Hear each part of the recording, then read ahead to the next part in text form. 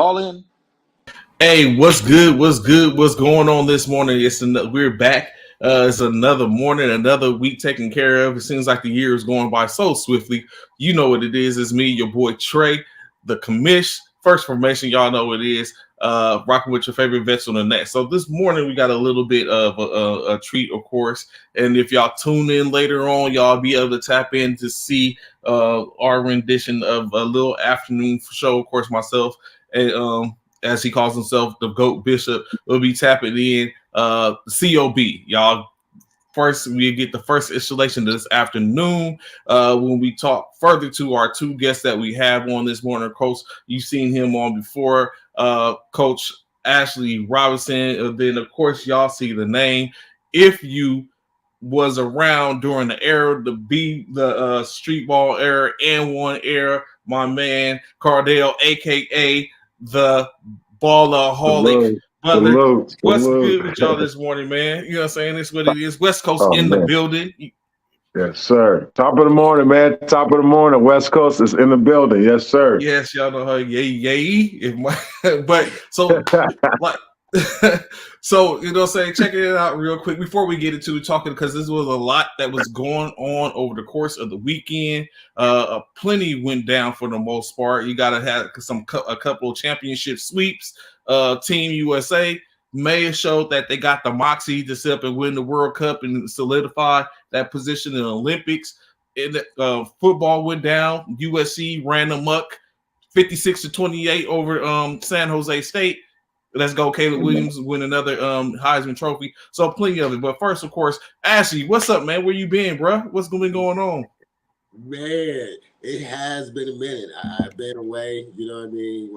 I guess you can say I've been back on the scene now, probably a little over a year and a half since I retired and went away during COVID, and now I'm back. And so, you know me, I'm always up to something. Never stop working during the whole time. You know what I mean? So stayed on track, and now here we are, you know, a year and a half later, and we're finally at the next level. But, you know, always up to something, just trying to always make a way or opportunity, and just constantly just giving God glory for keeping me here, first of all. You know what I mean? So I appreciate you for having me back.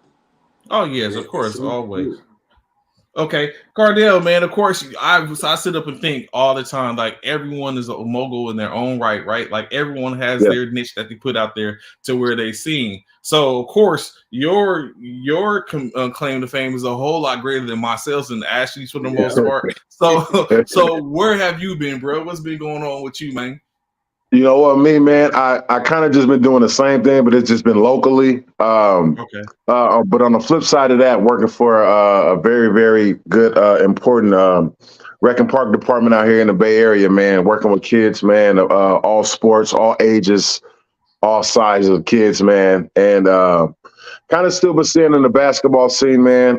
Just waiting for that perfect time to come back out, man. And this is the perfect time right now. Okay. So of course, like I said, it's definitely y'all is nuggets that are being dropped here and there, and which y'all gonna hear about. Like I said, this afternoon, we're gonna do a whole push so y'all be able to tap into where y'all really be able to hear what's the real reason for Mr. Butler and Mr. Robinson being on this morning. But we're gonna get into a little conversation, just a couple questions here and there, as opposed to different things, aspects, events. So first and foremost, WNBA. Y'all check out the WNBA. I know Ashley, you up there, and y'all got the Storm that are there, not the Sonics, but the Storm. What was found out, of course, we see most dominant, of course, seemingly is the Las Vegas Aces. Yes, Ace. a very dominant squad, as well as the what's come on about the Liberty, right? So what we have, though, is we had one team that had a 10-year run of making consecutive playoff appearances, which came to an end last night with a loss to, of course, the Dallas Wings, in which the Phoenix Mercury are now bounced out, won't be able to have playoff contentions. Same night, of course, the aforementioned Seattle Storm, who were currently just behind them, which if they would have made the playoffs would have been their 7th consecutive year take an L as well. They're bounced out, and now currently the Connecticut Sun own the record for the most consecutive years in the playoffs, going to the playoffs at 6. Gentlemen, when you take a look at that, is there anything really in the record? First and foremost, let's get into that. I have been going over a bunch of things in my head as far as records, rings, all this type of stuff. Do these things for a player, even for players that are on teams, do these things hold weight? Definitely. Especially when it comes to basketball, especially when it comes to basketball players, it always comes down to numbers, from rings to how many times you made the playoffs to how many points you need to score as being an elite player to how many. I'm talking about it goes all the way down, even to all right, we got 2 timeouts up. How are we going to use these timeouts? All numbers, man. So it's definitely a weight on the players, man, when we're talking about basketball, especially deep in the playoffs, close to 10. They're focused on numbers. How many players we're going to use today? How many, you know what I mean? How many do we have on injury reserve? How many can we pull out? Who are we going to use for this person? You know what I mean? So it's going to break down the numbers. No matter what we say verbally, it's going to come down to numbers at the end of the day. If you got to think about it, it's a strategy, right? Okay. So when you're strategizing, once again, numbers. You know what I mean? You got to think of what's the best fit, right place, the best team overall, and what you're trying to achieve. So it's constantly, all right, boom, with the numbers, who was proven, credibility. You know what I mean? Bets. You got to look at when you bring it in the young, numbers. So I had to agree. And so additionally to that, just like you were saying, the numbers as opposed to, does it hold weight when you break down the fact of you were a team? I mean, I guess when it comes down, if the numbers lead to you're trying to bring in caliber players or anything like that, does the records, i.e., like, of course, we know the conversation about, let's bring this up. The conversation about point guards, Steph Curry, Magic Johnson, as I see Ashley look in the air. The conversation. Of course, in that conversation, what's talked about, of course, is a lot of comparison, which, of course, the numbers are the comparison. Does that hold weight? Because in my opinion, there's no chance in the world. I know, B, I mean, that's your stopping ground, and that's where Steph is currently. So, I mean, I don't want you to incriminate yourself. No. I was going to say, I mean, because you know what? I think they're 2 different players, man. I mean, they both have different advantages. Magic Johnson was 6'8", right? 6'6", 6'8". Steph Curry 6'3". Magic couldn't shoot for nothing. Steph Curry could shoot his ass. Excuse my language. He could shoot. You know what I mean? I mean, it was different. Steph Curry's quicker. You know what I mean? He had a handle. The era back then was a lot tougher than it is now. I mean, I never get in deep into them conversations because I don't know, man. You really don't know who's better because they both was good at something. Max is the best at passing, where Steph is the best at shooting. So it's an argument. It's a consistent argument. I ain't gonna lie. I don't know. That's a tough one, man. I know. Go ahead, Ashley, because I'm finna get on B, man, because I know he did not just see. Okay, go ahead. Everyone has it. Go ahead, Ashley. You go ahead first. Well, I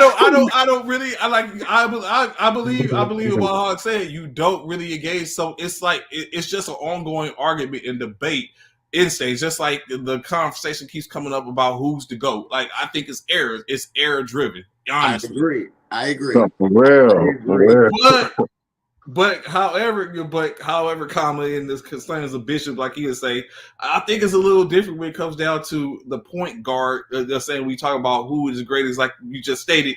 Magic was able to play and guard at 5 positions on the court. We ain't gonna get that with Steph. But Steph will walk in the gym and light you up and then be like, I ain't even got to touch the court. So, but Go ahead, Ashley, before we get into that portion of it.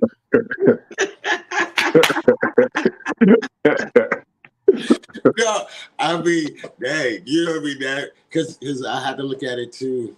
Like you said, there's a GOAT in each era.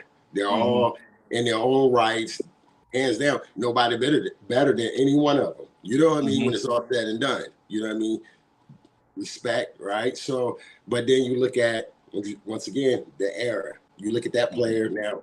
If you cross over, that's what we say. Okay, if this player was over here, what would they do? Blah, blah, blah, right? But we never know that.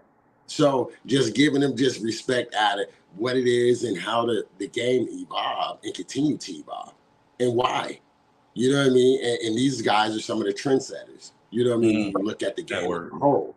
You know what I mean? So I guess, for me, looking at it, just again, as we say, being a student of the game. So honestly, I've taken bits of this, I've taken bits of this, and the game has taken all of it. You know what I mean? Everybody, all of them have left their mark on a game that is still being used and spoke about today. You know what I mean? So trying to, look at it that way, because it's tough. It really is tough to, like you said, Stephen is that guy. You know what I mean? That everybody get out there.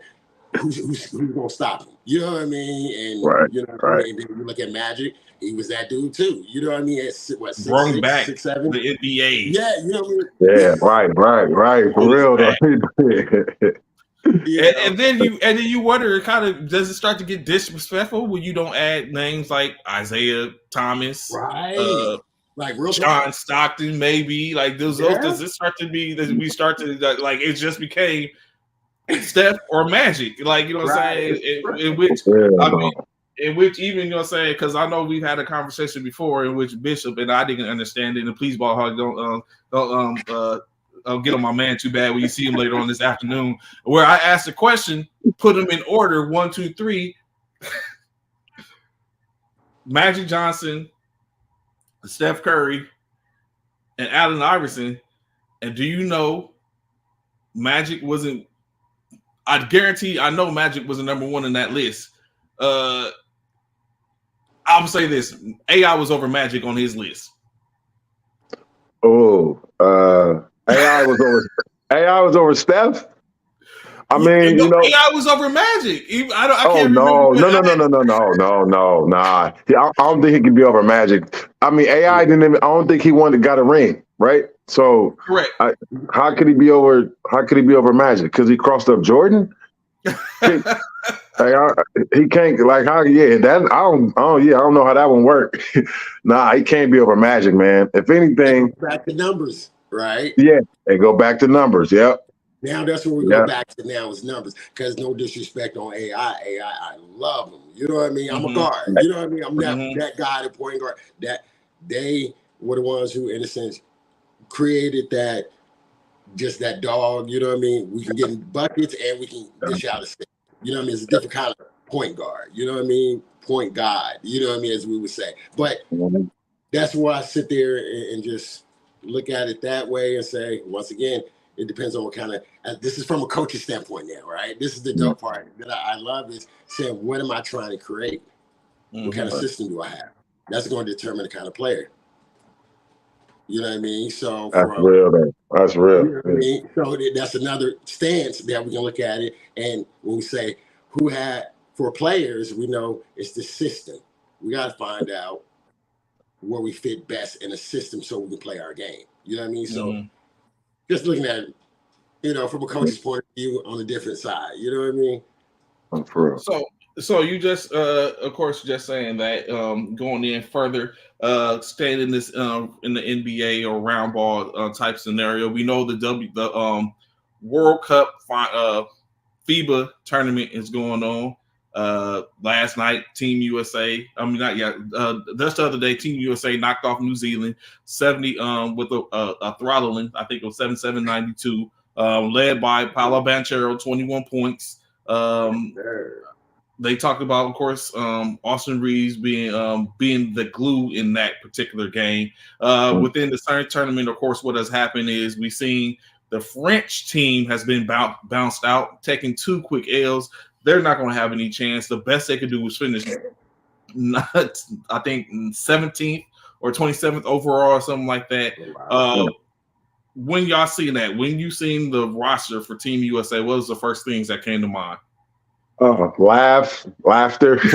I ain't gonna lie, man. A lot of Right. I was already thinking, oh man, Steve Kerr finna have his hands like full, man. It's not gonna be any kind of, it's just a bunch of young dudes playing. They finna get out there and hoop, and that's what I was just thinking. From the lineup I saw, I'm like, oh, they finna just hoop. It ain't finna be really or maybe some organization, but they just finna hoop, man. Steve Kerr like, yo, you know what? I'm finna put in a 1-4, and we're gonna have a triangle set up on both sides. I'm gonna let y'all just go hoop. Y'all just hoop, man, and then make sure we get back on defense and we talk and we can switch everything. We're athletic, we're young enough, we can do it. So let's do it. That's what I was thinking the entire time. But now that just watching them when they played Germany, you can see them they really was playing together. Everyone on that team could put the ball in the basket. And the fact that Edwards is playing at an MVP level, that's gonna help him, man. It's gonna help him during the regular season. Y'all gonna see, it's gonna definitely help him, man. So I'm pretty shocked, man. Not pretty shocked, but I'm a little shocked that they playing as good. Ashley?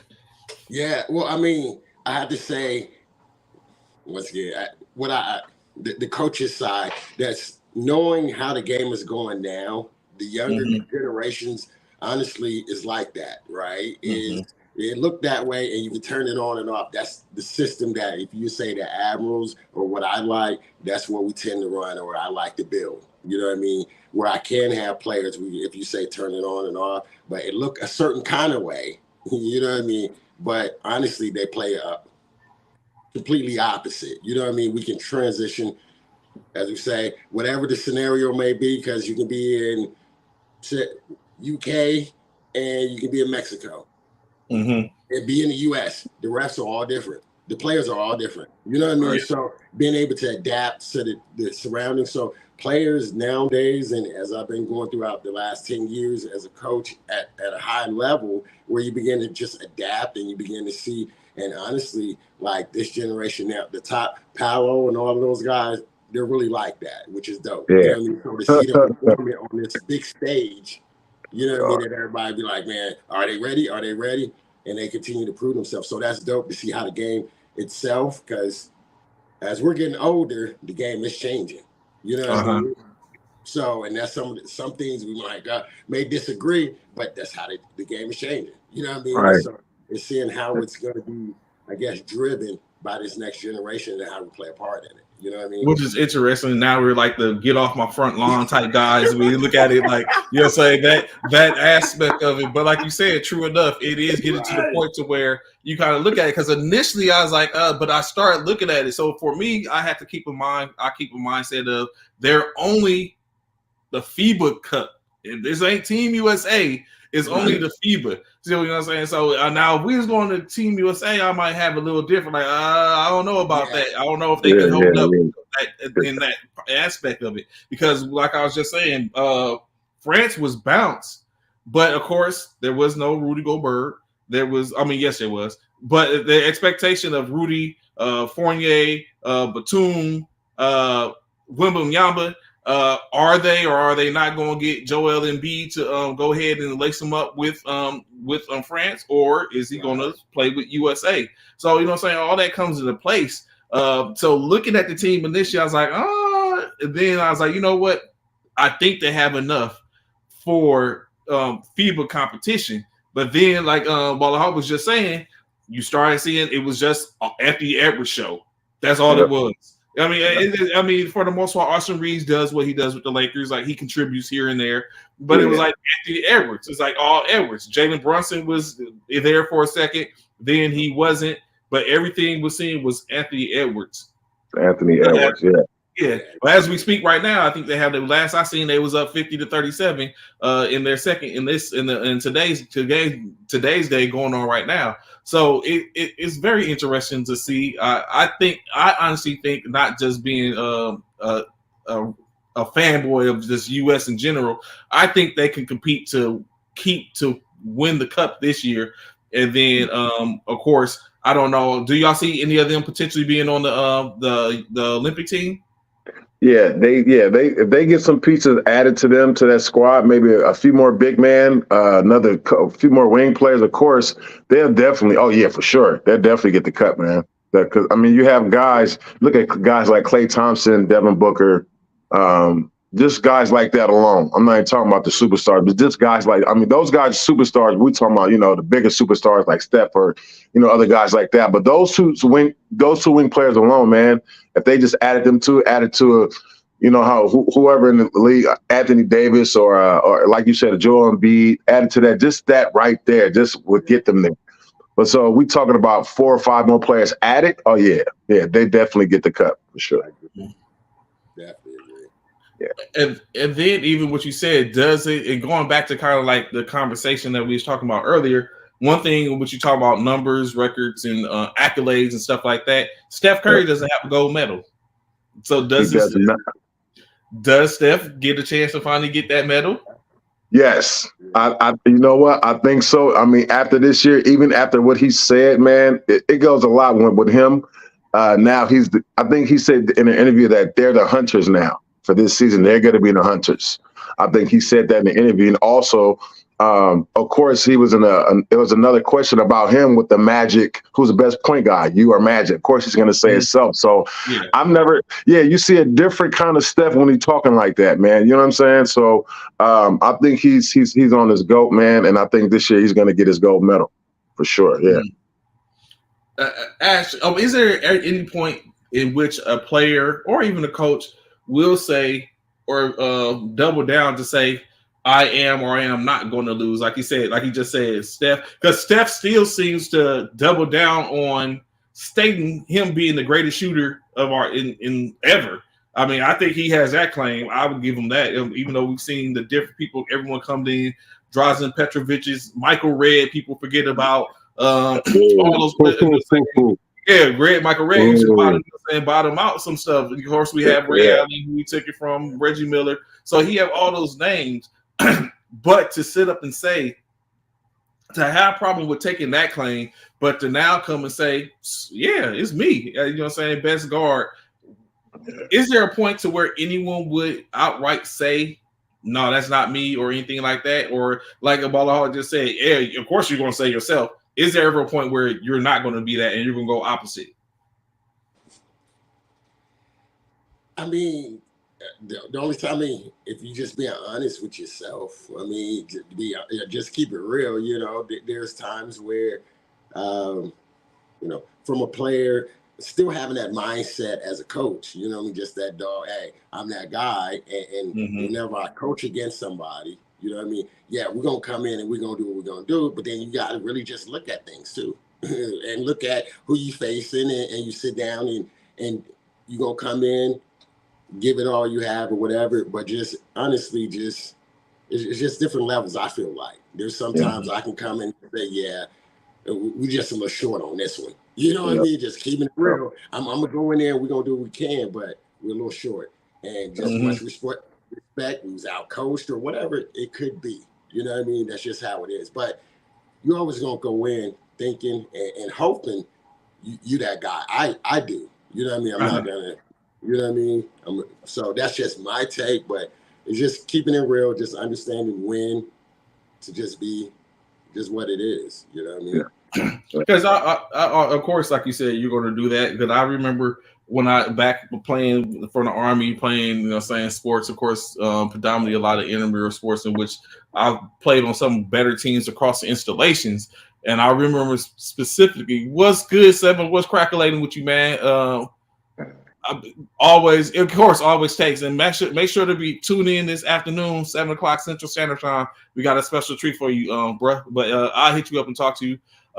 So tapping in, right? I remember, like I said, I played on some pretty good teams. I consider myself a pretty good player, but it was one particular day, man. It was this one dude, because I played defensively. I played the linebacker, in which, of course, like I said, it's flag, but it's playing linebacker.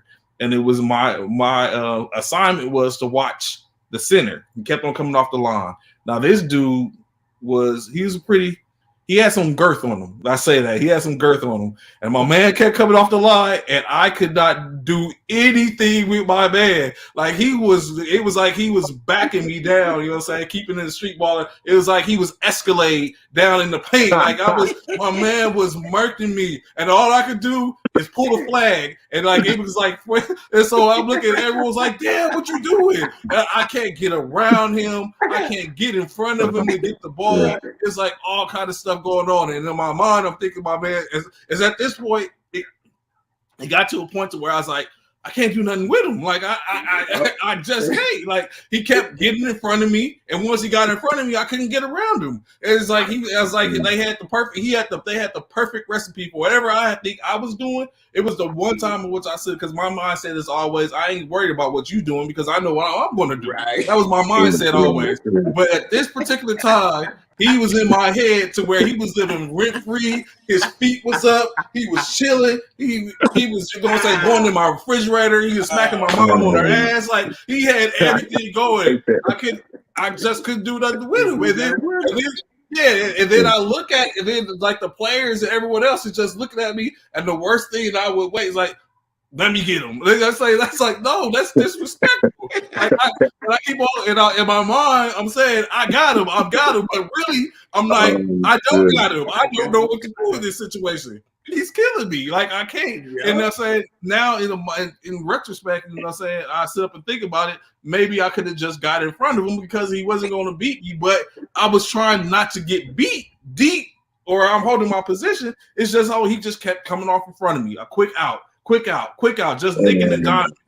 And so in that particular, so I sit up and think about it like, yes, I wear the bravado on my shoulders. Like, you know what I'm saying? I figured I was a problem, but he was giving me a problem. And it was one game, but still, man, I was like, this dude is wearing me out. I can't do nothing with him. So maybe just that one game. You know how some players they're consistent, and maybe that one game they just met their match. That happens to a lot of players, or just that. You know what I mean? It's just that one player on that one team. Like, yo, we can't guard this dude. He might be a little bit too quick. He might be a little bit too strong. I'm doing everything I can. Or as a team, like, yo, we got to zone up. We got to run the zone now. Just do it. We got to zone up. You ever do me that? It's like, yo, no, we can't hold this dude, man. And your guard is like, man, no, we not going, man. You can't hold him. Hey, for real, trap the screens. We got to do it. All that.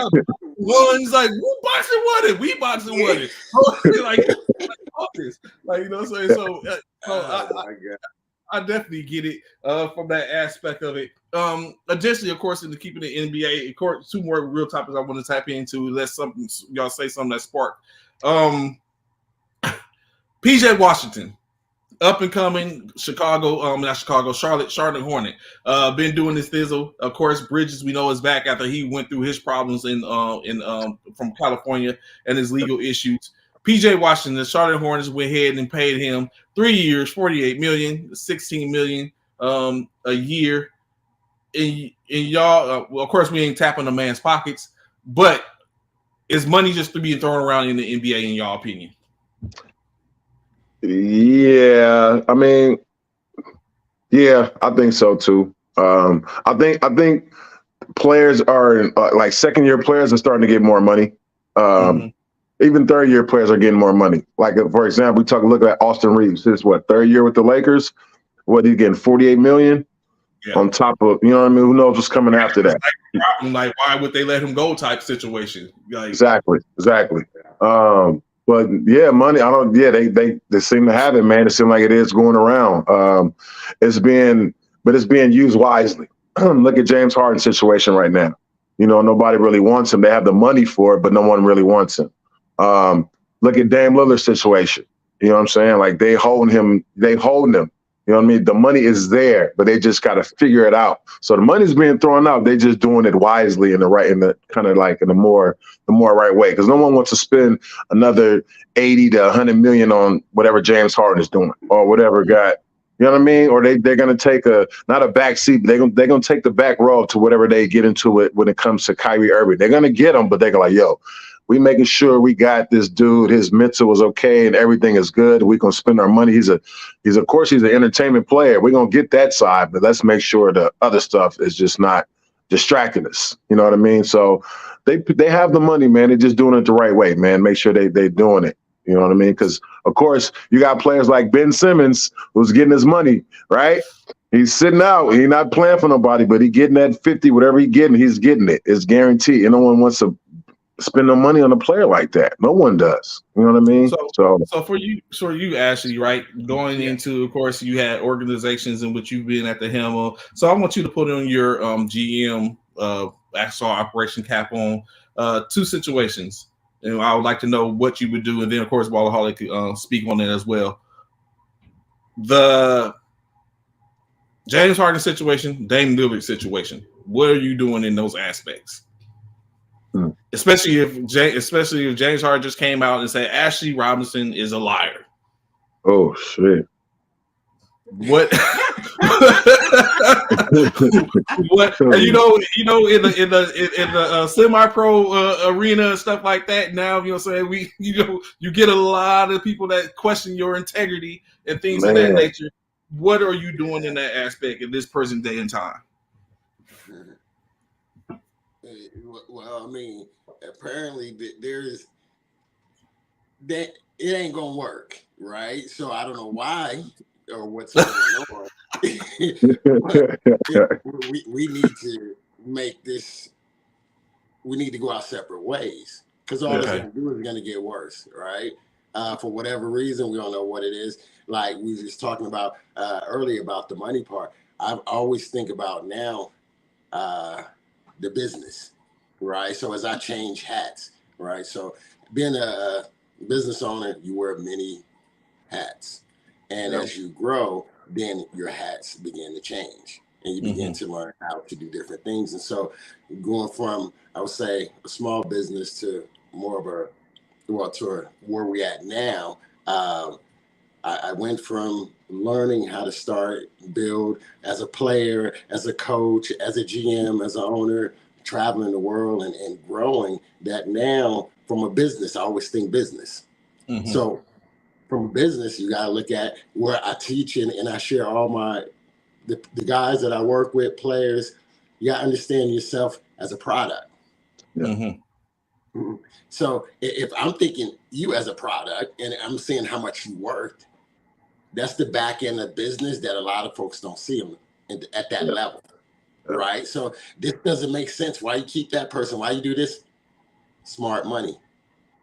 You know what I mean? How you make money. You know what I mean? So you look at your products that you're working with. So you look at the James Harden and the Dame and all these people with names. And that's why you see, if you want to say, as players understand and their products and the business more, you can see a little bit more pushback, a little bit more this or that. And you got to understand who runs what too. Because I tell players too, as a coach or an owner, I always have a business. That Player, part. nah. So you got to understand those levels. So that's the thing that we don't understand and we don't know. And I believe from that the business side, and that's what I love is we're from the minor league. You know what I mean? Part where you have the business, and so it helped me throughout the years, and God just blessed me to go to different levels. I had a different mindset. You know what I mean? So from a business standpoint, what makes sense? What don't make sense? What's a good move in creating your own platform instead of, you know what I mean, trying to ride or do something on somebody else's and they getting their feelings and emotion. But if you build something yourself, you know what I mean, and you understand, you have great relationships. And so that's what it is. Understanding how to make money. That's what it is. More money, make more money. So that's what the business is. So everything is always strategic. And that's how you try to look at it and say, with a Harden situation, it's going to get worse. Strategic, it's going to cost more money. Look, let's just cut ties. Let's just get rid of it. You know what I mean? Now, Dame is that dude. You know what I mean? That's a different piece. So they're wise on how they make moves, and Dame is wise on how he's, you know what I mean? Everybody, that's a big piece. Whoever get Dame, he's that guy like that. You know what I mean? That's how I would go from a business standpoint, not knowing what's going on in their lives on the back end, but like the mental health, the business, how you perform, how you live off the court is going to really affect on how you perform. Okay. You know what I mean? And your life and things like that. So the mental state and all of that, you got to look at that and really make the best judgment. You know what I mean? And attitudes and reputations. Those are things too.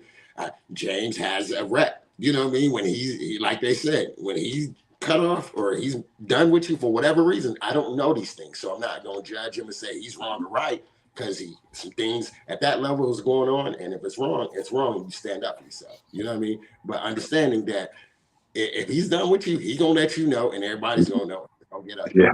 You know what I mean? So that's another gamble that a new place got to take too. He may come in, he can change some things, but you better make sure you do your research. You know what I mean? Mm-hmm. So that's how I would look at it from a business standpoint.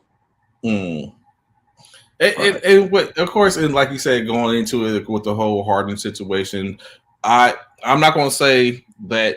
I wonder, did Daryl Morey maybe promise something in which he really couldn't guarantee? Because like you just said, one thing that happened, it was in state is James opted in.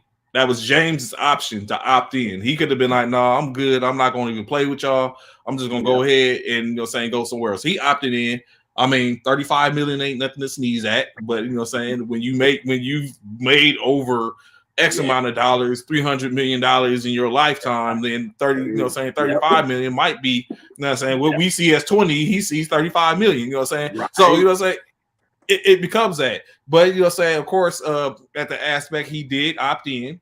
He opt in, and maybe or maybe not, Daryl tried to move him to where people was like, nah, like y'all was saying, I was just talking about, are you willing to pay this for James? Like, who's willing to pay X amount of dollars for James, or like a $90 million, 3 years, $90 million for James? Like, who's doing that really? Is that what James? Is that James? Especially when you want to go ahead. Go ahead. And what's crazy too is that what Coach Ashley said, did you talking about doing your research? We all know that James Harden would show up out of shape, right?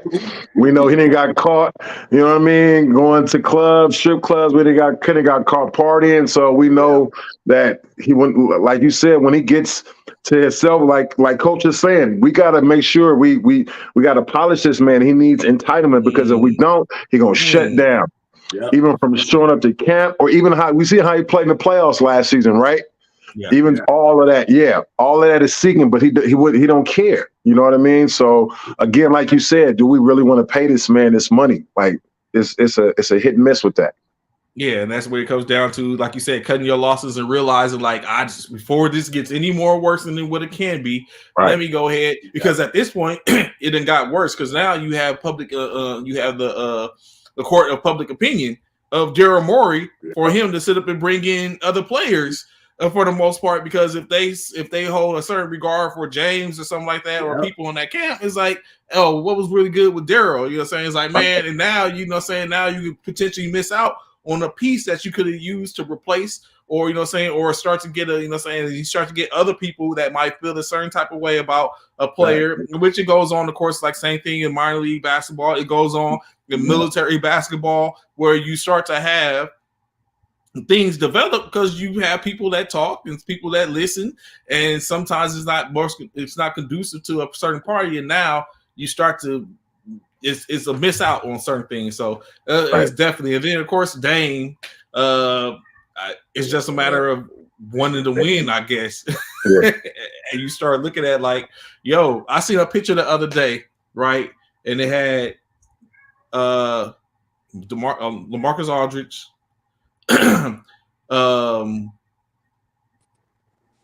Brandon Roy, and Greg Oden sitting next to each other. Oh yeah.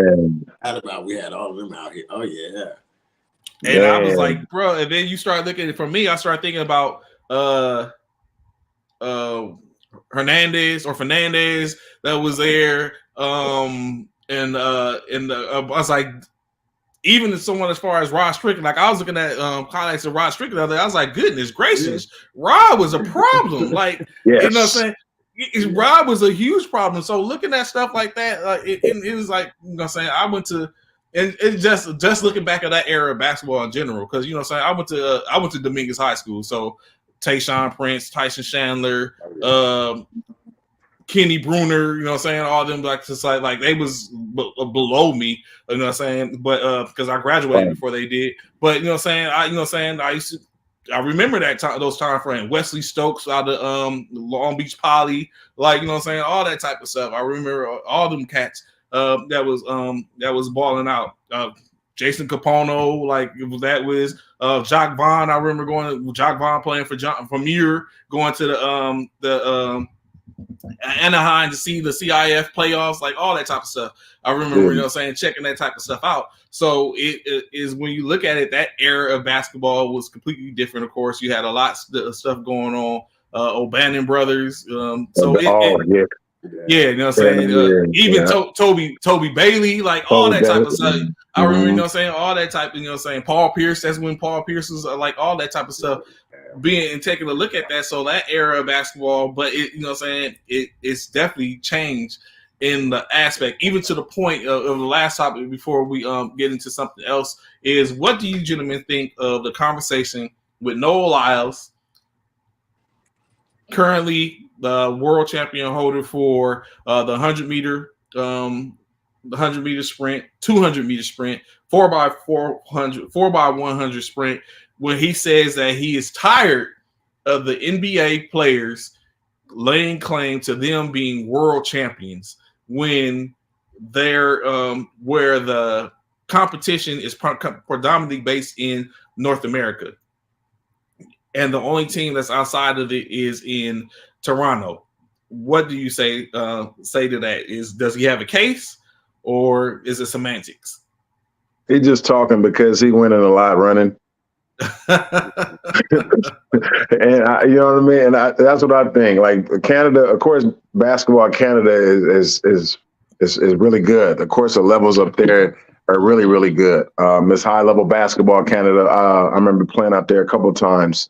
But he's just winning, man. He's winning every 100, 200 meter race. So of course he's going to have some kind of pull to say something about, you know what I mean? That's personally what I think. When a lot of athletes get that kind of startage, man, they start saying stuff that doesn't mean nothing to them. He doesn't play professional basketball. You're a runner. So, he's hopping out his lane a little bit, but I guess, everyone's tied to their own opinion, man. I think just because he's winning, he's got something to say. That's all. Okay. For you actually in the case of that conversation, what it automatically became is, do you know who outside the country of the US is in the NBA? Like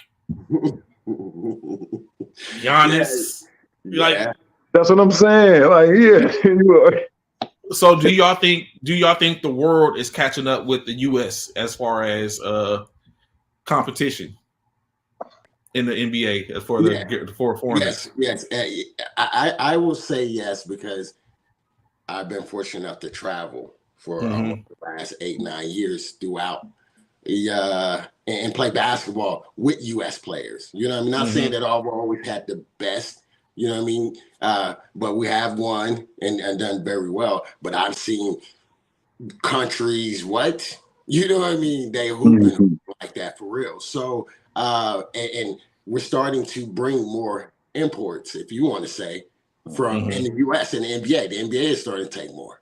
You know what I mean? As we're trying to go out to other countries. So I begin, yes. Are they catching up? Yes, they have. They're beating us. You know what I mean? They have beaten us. You know what I mean? So it's all about systems, getting the right players and things like that. So yes, they're catching up. We're not as dominant, and we've been showing that. And just like I said, they're more disciplined. It's just certain things in certain countries that I've been to that I'm like, yo, if we had that over here, man, imagine, you know what I mean? So that's just my opinion from coaching and taking players. And I believe as I take players again around the world and they begin to see, you know what I mean, you're going to have first timers and this and that, say, this is why they get paid. They've been playing pro ball since they was kids. You know what I mean? Yeah. Like my man, the 16-year-old, his name slipped me, but he plays in the BAL. He's supposed to be the next hot thing. He's debut for I forget. I have to do my research to find out, but he's supposed to be the next. I think 16 years old. Thinking about the Ricky Rubios, of course, Giannis Antetokounmpo, like you know what I'm saying, Luka, like all these players, like all these players, like they started playing with grown men at a high level. And you know what I'm saying, and then I think it gets lost in translation because those are the creme de la creme. And we be like, you know what I'm saying, oh, it's Luka, but we got to take in consideration Luka might be special. You know what I'm saying? He might be special. Right. So that means the people that he's giving buckets to ain't nothing to sneeze at either. Josh Giddey, like, you know what I'm saying? So it gets lost in translation, of course, to where it's like, okay, now this is something to take in consideration. Yeah. So real quick, let's talk a little bit about, y'all see it across the screen as I scroll it, but it will be later on, Street Ball to Pro. So give us a little peek under the hood of what we're going to be engaging on come 7 o'clock this afternoon or evening.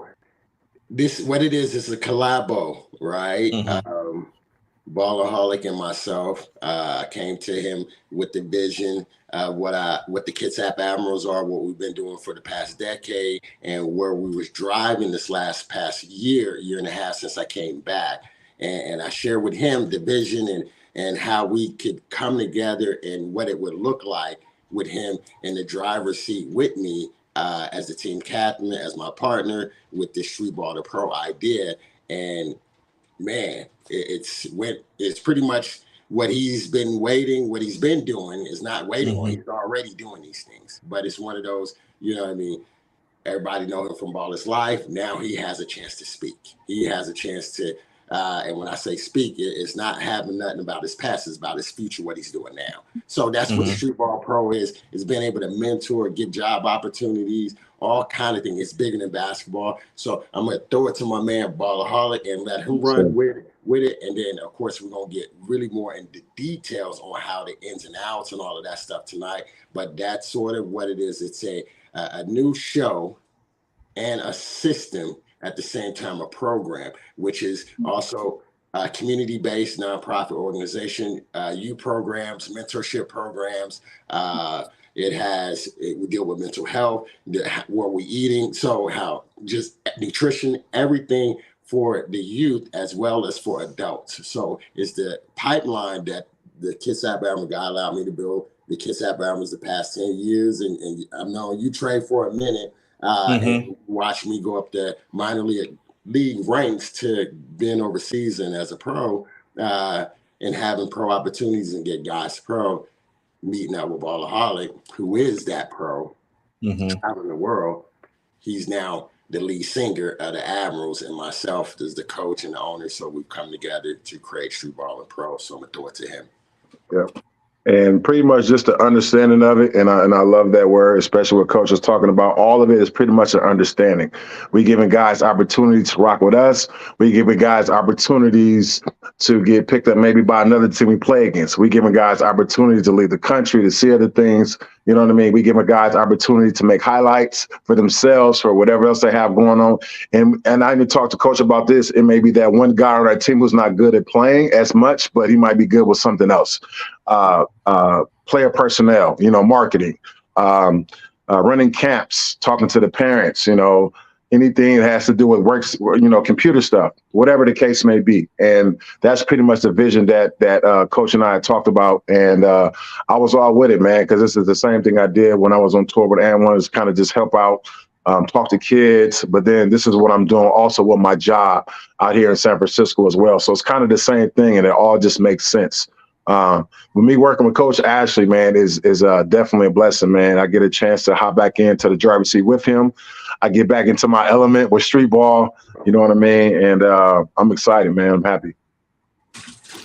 And so I have to sit up and quell myself because there's so many questions in which I answered, but I'm going to save all the questions for tonight. Like I said, 1900 for the military-minded Central Standard Time, 7 o'clock for all the other ones Central Standard Time, to where we're going to take a deep dive, myself and Bishop, into with Coach Ashley and Ballaholic into the the development of street ball to pro, how it all came about, what it's about, what it is, so as well as some intricacies is to getting the history and getting it saying, take a little deeper dive for the most part. So of course, like I said, y'all be sure to tap in. Of course, after this, I'll make sure to push something so that way we can we'll push something to where they know specifically what it is, so they'll tap in. Of course, later in the afternoon gives a larger audience to those that can't sit in their office and be listening and paying attention and viewing.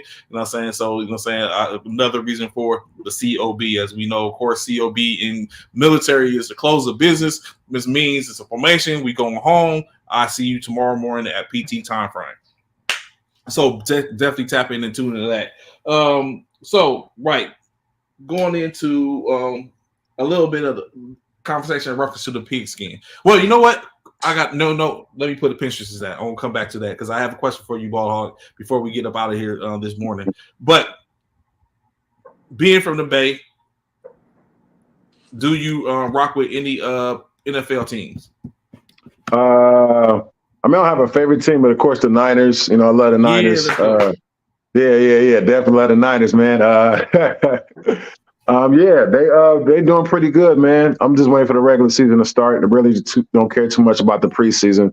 We'll see what happens mid-season, man. But I am worried that a lot of teams have stepped their game up, and I'm worried if the Niners will still have that push offensively. I know defensively we're still there, but offensively I'm still worried if we still got that push to get to, up to mid-season at least. I'm worried about it a little bit. So it's something that you said I want to bring up in a second, because I was just thinking to myself, like, as a 49er fan, I despise being in, because I was stationed in JBLM up in Seattle, Washington, near Seattle, Washington.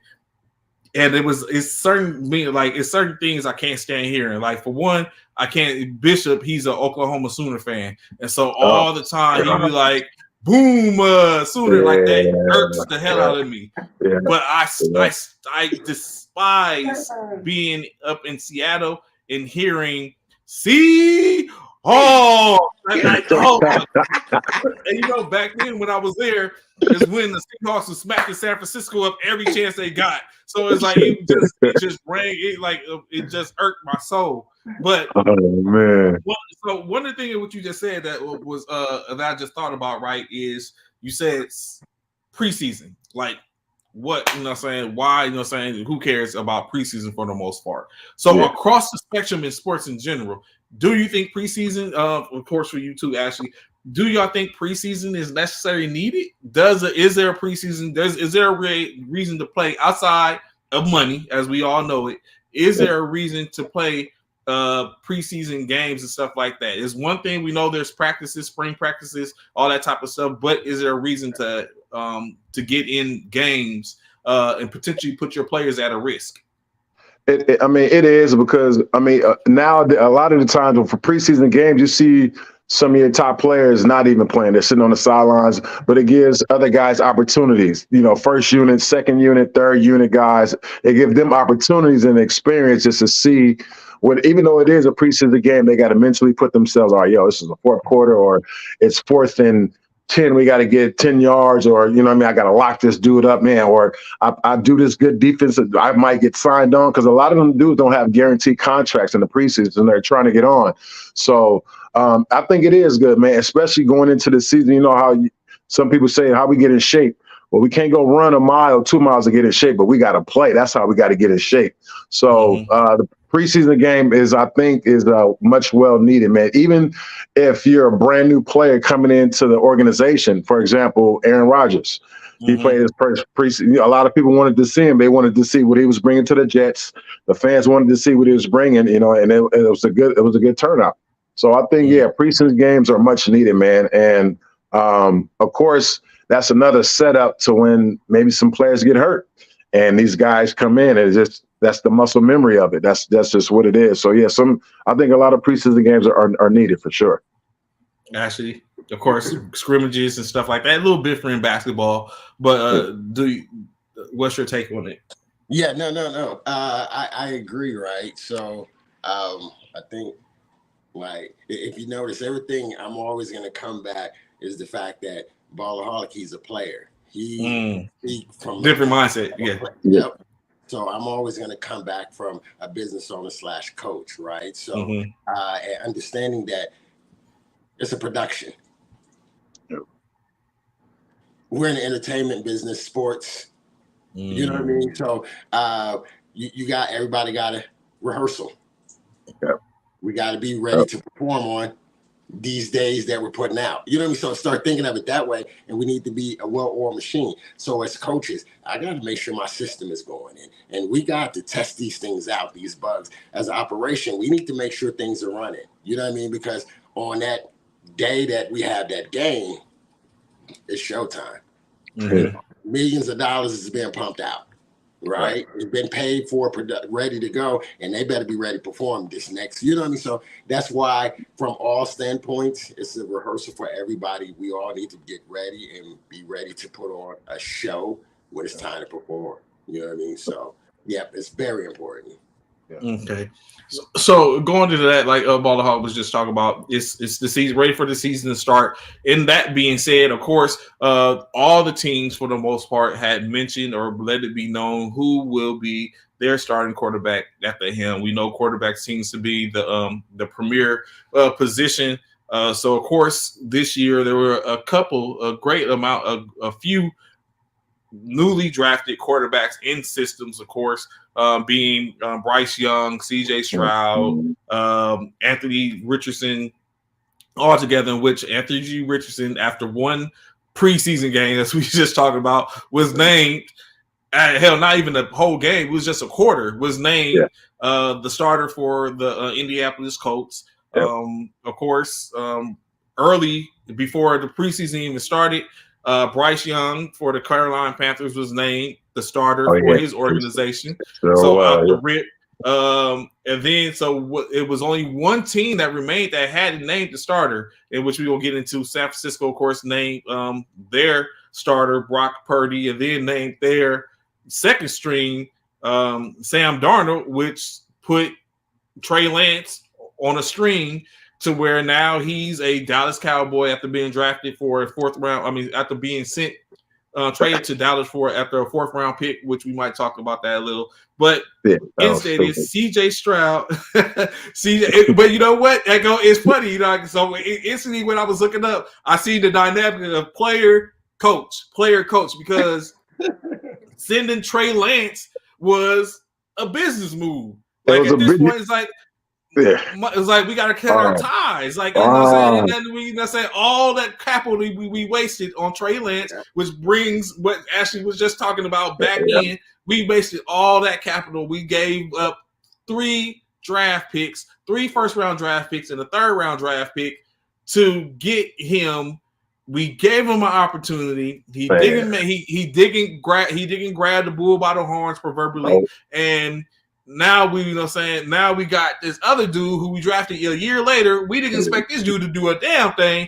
Here he is. He took us to, almost took us to the promised land. Yeah. Now here we are, and now we got to sit up and play. Then we get my man to come in, who's he was drafted 3 years ago, same position, and is clearly a distance. Like, why would we keep you? Or why are we gonna pay you $27 million for the next couple of years? For 2 more years, roughly, to stay on our roster as a third string or back up.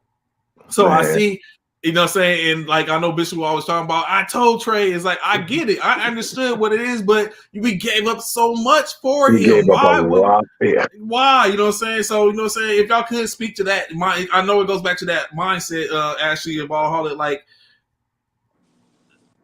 the same move, like, how do you did they wait too long? I guess you could say, did it wait too long to pull the trigger? Or Ashley, would you have pulled the trigger earlier? Ballaholic, you say They waited because they wanted to see what he was about. That's all. They heard he was, when you hot coming into a league, man, when your name is booming, of course they want to see what you do, and then they give you some time. They always say, we don't have time. Players like that, they give them time. They see what's going to happen. And of course, in his situation, he had an injury. Now they're looking at the wear and tear. Oh, he's not going to in 5 years. Is he going to be okay in 5 years? Is he going to be sore? You know, what do we have coming in? What are we looking at in the next 5 years? We have another quarterback coming. There's going to be another Trey Lance. This man can run. Well, let's see how he's going to do. All of that, man. They thought about all of that. So, you know what? We got Purdy. Let's send him out, man. You know what I mean? Let's get some more money. Now we get some space. We can spend some money. Then we got some cap space. We can get, like you said, we can get, I don't know, another quarterback and another tight end or wide receiver or whatever. You know what I mean? So I think it was they waited too long, but I mean, like I said, everything I just said, that's what they were waiting for, I think. Yeah. Mm-hmm. So waiting too long, yeah, I think they kind of did. But it's also a business move, him going to the Dallas Cowboys, because now they know what's the name? The quarterback, his era is done. They didn't get to the Prescott. Yeah, his era might be done. They didn't get to the NFC playoffs championship, and they had a few opportunities to do that. And he needs help. And same thing with him. He had the same injury Trey had. You know what I mean? So they bringing him in is going to give Prescott a lot more leverage, especially deep in the season. No, for sure. I definitely agree. It wasn't too long because, once again, you're looking at the whole picture, right? So as a coach, when I bring in a player, I give them so much time, right? And I have to give myself time, right? And I have to be able to try to give them that time to build that relationship, that understanding, that communication piece, right? So, hey, this is what we're looking for. You know what I mean? Like I said, from a marketing standpoint, business, all that, yes, you may be the mold. I heard all these great things. And it's all about prospects or your potential. You know what I mean? Can you grow into this? You're not growing in the right direction. You know what I mean? Let's try to do this and that. And I'm sure they probably gave themselves so much. They started to work on the back end and said, okay, we did invest X amount of dollars and we need to get X amount of dollars or get this back because you know what I mean? So that all you have to take account to all that on the back end and on the front end. Okay, is it the coach? Is it the system? Is it? I tried to work with them. You know what I mean? You try to work. You look at the whole picture because that's the other part. Because from a PR standpoint, you know what I mean? Everything always want to be good, PR. So we worked. We did this and that. We tried to save money. It didn't. Whatever. And we're winning across the board because when we did give them up and this is what we got in return and we showed that we did. There's a lot that goes into the whole framework of it. So I think it wasn't too long in a sense, if you want to say, because they did give him a lot, you say give him more than enough of an opportunity and a chance, and they tried to do what they can do and they had to salvage what they could and make what they could out of best. It was the best move overall. You know what I mean? Insane, because they could have waited a lot longer. He could have got injured. He could have been on the roster. Wouldn't even been able to leave. So I guess we look at it a whole bunch of different things. So now, of course, like I said, going back into it initially, C.J. Stroud, former Ohio State player, now the Houston Texan, was the last player to be announced, which he is a rookie that was giving the reins to the organization for the Houston Texans. Gentlemen, when you look at it, of course, all spectrum of sports in general, of course, the experiences in which you see, what do you think about tossing said first-year players without pro experience into quote-unquote OJT, baptized by fire? What is your thoughts on that? Being whether it was a player, did y'all ever have a situation to where you feel like, oh man, I wasn't ready for this, and you was thrown in, and it's like, oh goodness, you know what I'm saying? Like, what do you think about that whole throwing first year players into the fire and seeing how they come out? He's got to get his feet wet. I mean, eventually he's going to be thrown into the fire, especially at the highest level he's going to be playing. At some point, you're going to be thrown into that position, whether you want to be in it or not. So it's time to man up, and just had an understanding. If you believe in your work ethic to get to that point, why either second guess it or why even guess it at all? I'm getting thrown into the fire. So I mean, outside looking in for everyone, man, like that's just the challenge that he has to take. Throwing into the fire, it's like a brand new dude or a rookie coming into the league. Now you got to guard Kyrie. Now you got to guard Steph. Now you got to guard LeBron. You see what, you know what I mean? Like, but it's like you at the stage. This is what you're gonna have to deal with anyway. So why not get it out the way now? Break the ice for yourself, right? Get your feet in, get your feet wet, and then now you have it because it's gonna make you a better player, man. Like after a long season for guys like I'm going to go back to Austin Reeves like him, and then he goes playing a pro. We're going to have 70, 80 points. Or him playing during the season with LeBron, then he goes and plays in the FIBA and plays really good. Then next season he comes back. He's going to have a great season. So, getting put into the fire like that, it helps the guys out. So, yeah, I think it's – some people might say, damn, he don't have that much experience. But, some other people are going to say, well – what I just said, he's going to need it. He has to get his feet wet. He has to have the understanding of what's going to come in the near future. So, yeah, I'm all for that. I'm glad he got thrown in the fire. Coach Ashley? Yeah, I'm big on pressure. You know what I mean? Okay. You know what I mean? If you can't handle the pressure, I don't know what you're doing. You know what I mean? Right. So one of those, I'm not, like say, you're a freshman, you're beginning. No, we building you. You know what I mean? You built for this. You came here. You said you wanted this. I'm going to give you that opportunity. You know what I mean? And I'm going to help you, and I'm going to mold you, and I'm going to build you, because I'm looking long term. You know what I mean? You may give me the first round, the second round, but eventually they're going to develop. And when they develop, it's going to be a problem. You know what I mean? And so that's the thing. So I agree. I've taken a lot of young players, and that's how you do. You take some that folks will give that opportunity. You say, yeah, they slept on you. I'm going to put you out there. And when they like, yo, who is that? I know. You know what I mean? That you never gave them that opportunity. You never put that pressure on them, and they needed that pressure. You know what I mean? That discipline and that structure, and somebody that believed on them.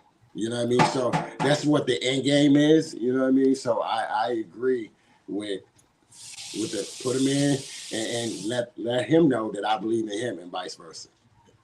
So I ask you this from a player standpoint, for Ballaholic, and coach's standpoint: what if you see fear in that player? And from a player standpoint, from you, Ballaholic, what is your thing? Was like, oh man, my man look like he ain't looking too right. And then Coach Ashley, of course, after that or before, whichever one, how y'all want to go in order, for you to see like you were saying, you're telling him, and you're like, yo, are you picking up what I'm putting down? Like, or even if he's not executing, it's like, yo, what is going on? Like, and you know what Coach said in the huddle is like, my man ain't executing. It's like, what is going on? Like, what take us through that situation? This is just a peek.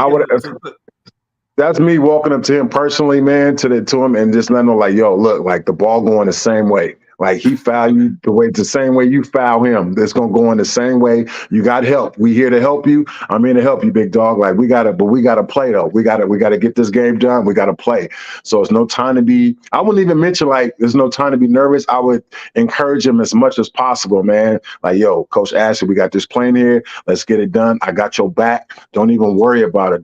Once you start thinking, that's when it's over with. Don't even think. Just go how you go. Just go how you play the game, and then we'll be good. So, of course, that would be my job. But of course, if I see it, that's why I would have to motivate him as much as possible. Maybe bring him some David and Goliath stuff. You know what I mean? But say a couple of quotes to him. But definitely get that inside his mind, man, so where he can just, get some toughness, man. Because I've seen it before. I've seen guys get nervous, like, oh, here we go. Like, damn, I see it. Just how guys are moving, not aggressive, just kind of like, you know what I mean? I've seen it happen, man. So just being encouraged as possible, man, and getting that dog out of them for sure. Coach Ashley. I definitely agree. It depends on, for me, right, as a coach, it depends on what player it is, right? Or what type of player. I was about to ask. That's my next question. Are you giving your point? Are you giving your point guard like yo, like? Yeah, because you know what I mean. Especially example, and I'm gonna give him a shout out. Ballaholic didn't get to play with us in Mexico, but I had my young boy Brandon Adams amazing young kid out of New York, and he played a season overseas and things like that, and we're hoping to help mentor. Well, we are gonna help mentor and help him get back on. But the thing was, he was a guard. Like New York is a different style of ball. Mm-hmm. Every area we know is a different style, and so if you don't have the right person to help hone you or mentor you and how to get your game in a certain place, and that's what he had came to me and asked for my advice. And so I began to say, man, because he can go. I'm like, but you have to get everybody else into the game if you're going to be that point guard. You know what I mean? If you're going to be that two guard, I still need to, because you're that leader, you're that extension of me. And so therefore, there's a time like, say, being scared or being whatever, you learn how to talk to. You know what I mean? It ain't time. I got to mentor you. And then you remind them, like you said, encouragement is big. When those times come into place, I need you to step up now. Yep. This is where I need you, because I know you can do everything else, but this is your problem. This is where you lack. You know what I mean? So for players, they know, they understand when a coach really care, you know what I mean? And they're really trying to help them. And they're not just trying to be an ass or just like, yo, you need to do it my way. No, there's a reason I'm telling you to do it this way. Or there's a reason because this is your roadblock. You know what I mean? So as a scary kid, man, you better man up. Pressure is pressure, because I promise you'll be out of here. This is how the business is. We don't have time. You know what I mean? It's that kind of love. It's a hard love. It's this, that. So I need you to man up, shake it off. I don't care if you make mistakes, but don't freeze up on me. Because if you freeze up, and if I have you somewhere and they see you freezing up, they're not going to take a chance. So it's just helping them to understand the game. So encouragement, and it just depends on the player. Right. Okay. So going back into basketball in a sense, which is not necessarily basketball, it's just of course the spectrum. Going back into some conversations where, well, first I asked these two questions, right? And I know Ashley hasn't been on since I thought about this question. I asked you gentlemen, which career, which is going to segue to what we're going to talk about, which career would you rather have? Charles Barkley or Robert Horry? Right now, Barkley, probably. Me, like how I am, I can understand Barkley. I'm a somewhat private person, you know what I mean? And when you get at that stage and that at this stage, they know you're around the world. You don't have privacy. You know what I mean? Although we got all these great accomplishments, probably wealth and these things you can enjoy. You can enjoy life probably in Robert Horry, because they don't really see, oh yeah, he got all this ring, that came with money and all kind of other stuff that he can enjoy in private. You know what I mean? When the other part is constantly, you're all in my life and I'm constantly is demanding, and so it depends on what you want. You know what I mean? So I'm more of a Robert Horry. Let me get mine. Let me sit back and I can help be a blessing to others, and I can continue to eat, and my family can eat, and I can enjoy my life. You know what I mean? Because I done already put in so many years into the league or whatever it is, and you know what I mean? So that's just my mindset. But if there's others not saying nothing wrong with Barkley. It's saying that he loves what he does. If you love doing that, then I would go that direction. You know what I mean? So that's sort of what I constantly, I guess, somewhat in right now, is I'm up front, and me and Ballaholic, we're about to do what we're doing. We're going to be on Front Street. So, you know what I mean? As we're on Front Street, you know, I'll be up there with the Mr. Baller. Everybody know who we are. Our lives change. You know what I mean? As your lives change and you enjoy your privacy, you're going to realize it ain't going to be as private anymore. You know what I mean? Exactly. So next. Yeah. Go ahead. Go ahead, B. Go ahead. Oh no, definitely totally agree with Coach, man. Because like, you know how you see certain ex-NBA players do like appearances on ESPN, and you never really see Robert Horry. You'll see him at an NBA game in the crowd. So Coach is exactly right. He's enjoying his privacy, as opposed to Barkley. He's on TNT every Thursday, Friday, whatever, you know what I mean, doing something silly. And I just think that, if it wasn't for that, Barkley would be lost, man. You already know he messed up mentally. He got crazy, right? So I think even without doing that for him, it'd be a little bit tough, man, because he just loves being in that limelight. You know what I mean? And some people love to enjoy their privacy, and probably he does too. It's just that he has to be out because he's so used to being on TNT. So his face has to be seen. You know what I mean? So once you get used to a certain thing, whether it be your privacy or you being used to talking and being on TV, that's just what it is. But at some point, you are going to enjoy your privacy. But yeah, Coach is right. Robert Horry is enjoying his privacy with his rings and his money. So interesting you say that. So I asked this question: from a player perspective, which career would you rather have? James Harden, 0 rings, over $300 million made. Robert Horry, 7 rings, considerably less money made. Where would you rather be at? Which profile would you rather have? The Robert Horry, 7 rings, big shot Rob, you know what I'm saying, 7 championships, no Hall of Fame potentially in his look as an individual. I'll let you go first, Paul. I'll give you go. Go ahead, now that one, that one, I'm about to say Robert Horry, man, because I just didn't want to put myself in situations, man, where now everyone's in my head, and you know, and I'm trying to do my best to not care, but I have to, and I think that's a position James Harden is in, man. Yeah, I definitely Robert Horry, man. James Harden just has a lot going on, man, and it just deteriorated. It just started from him being a top player in the league, you know, scoring champion. You know what I mean? A whole lot of different things was going his way, and it was just going downhill. You see Robert Horry, it just stayed there, man. I never really seen him get in trouble. Like you said, he got 7 rings. His work ethic, the players he's played with, the people he was surrounded by. You look at James Harden, the people he was surrounded by, and really, I don't know. You know what I mean? So it's like, nah, Robert Horry for sure over James Harden in that aspect. Yeah. No, I have to agree with Baller Holly because it's one of those, once again, that all money ain't good money. You know what I mean? In the sense where it's saying, yeah, I may have all this money, but all this attention, negative attention, and all of this and that. You know, because we're going to deal with he said, she said, what people got to say anyway. So being on that, and like I said, you don't know who's around them, the mental health, you don't know what his state is. You know what I mean? Because, you know, if you get more money, more problems, more people, more. So it's those things that he's constantly looking around. We don't, like I said, we don't know his life, but that's what I can assume. And where Robert Horry, once again, big shot Rob, you know what I mean? You still call his name.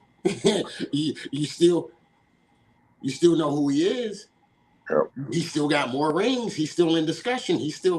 So for him, he's like, man, I got a career. That's a legacy that's going to be left behind because you'll always remember and you'll always speak on me no matter what.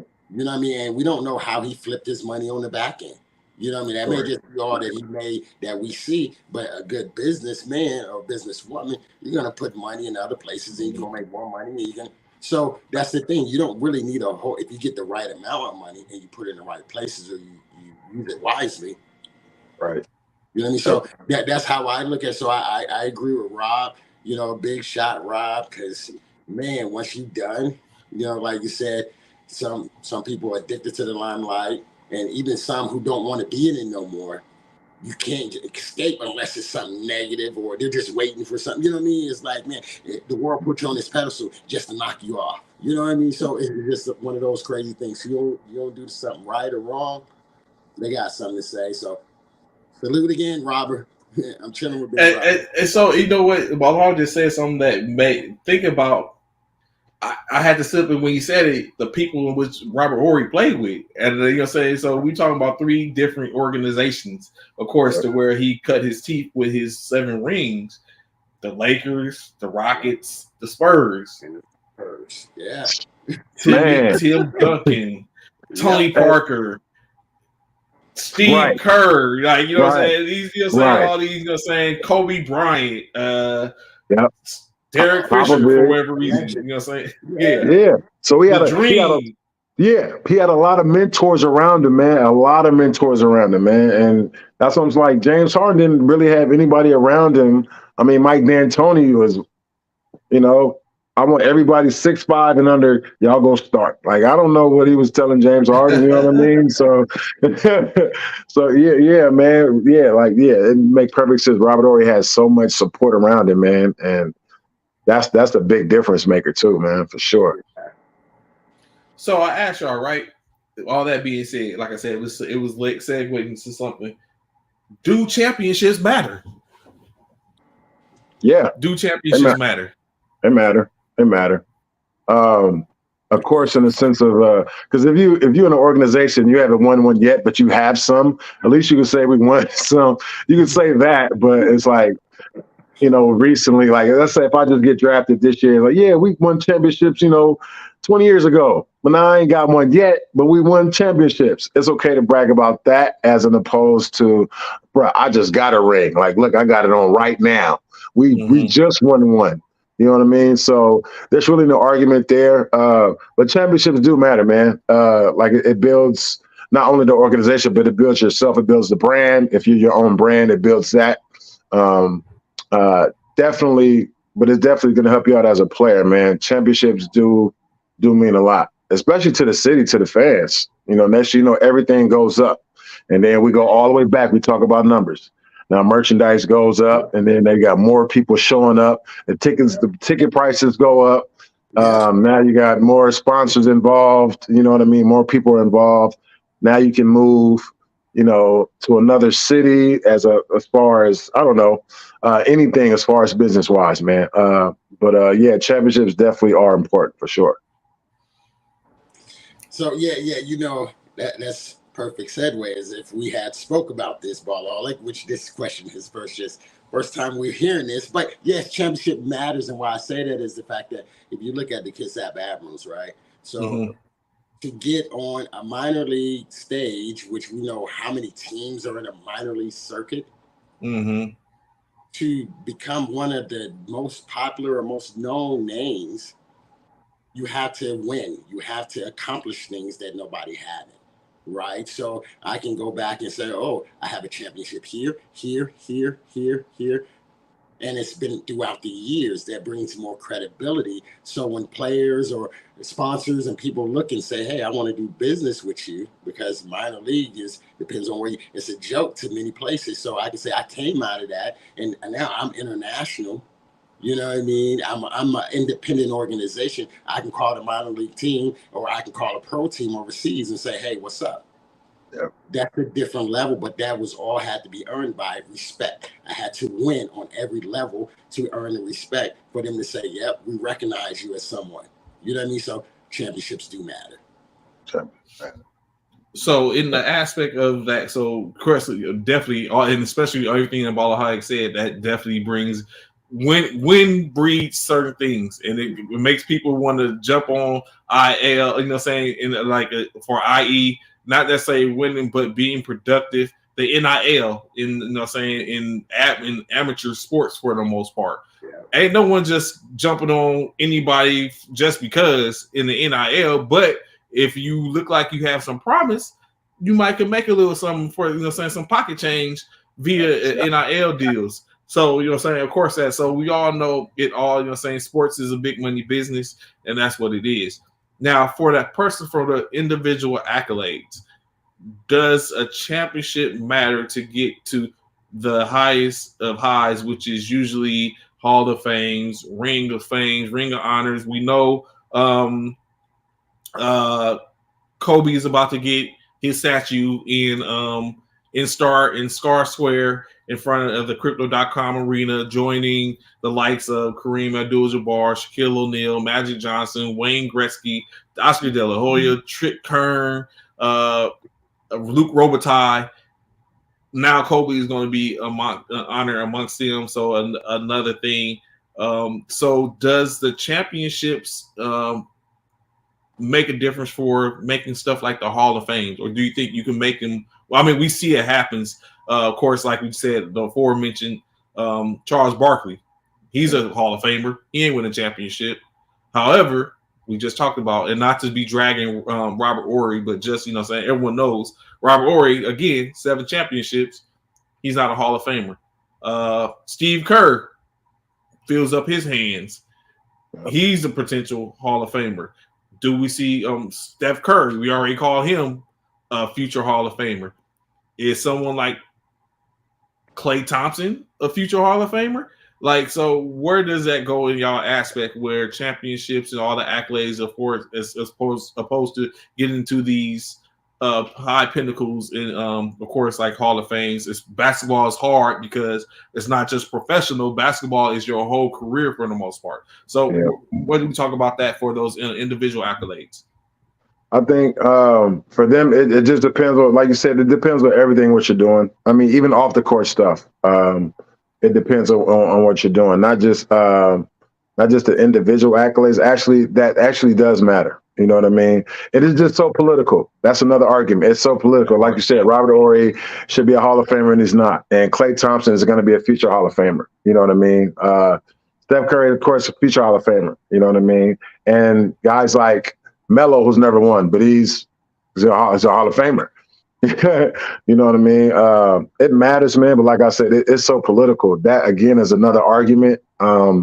We don't know why, but again, we're just going to go back to numbers, you know? So, yeah, and that aspect, man, I honestly don't know, man.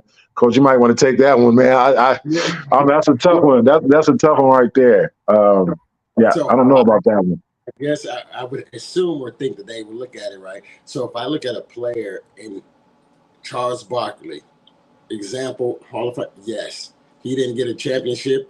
He just wasn't in the right team with the right pieces, but he was that guy that was a major difference. And that's what it comes down to players, what the impact that player having with the game. You know what I mean? Sometimes they're blessed to be on teams that have all the pieces and they get a championship. Sometimes they just keep falling short. AI, you know what I mean? You look at people, but they left a mark in their position. Everybody respected them and they knew they was dogs. You know what I mean? So I think that's what you look at. You look at the numbers from that standpoint as an individual and what they did with the pieces and the team in which they were on.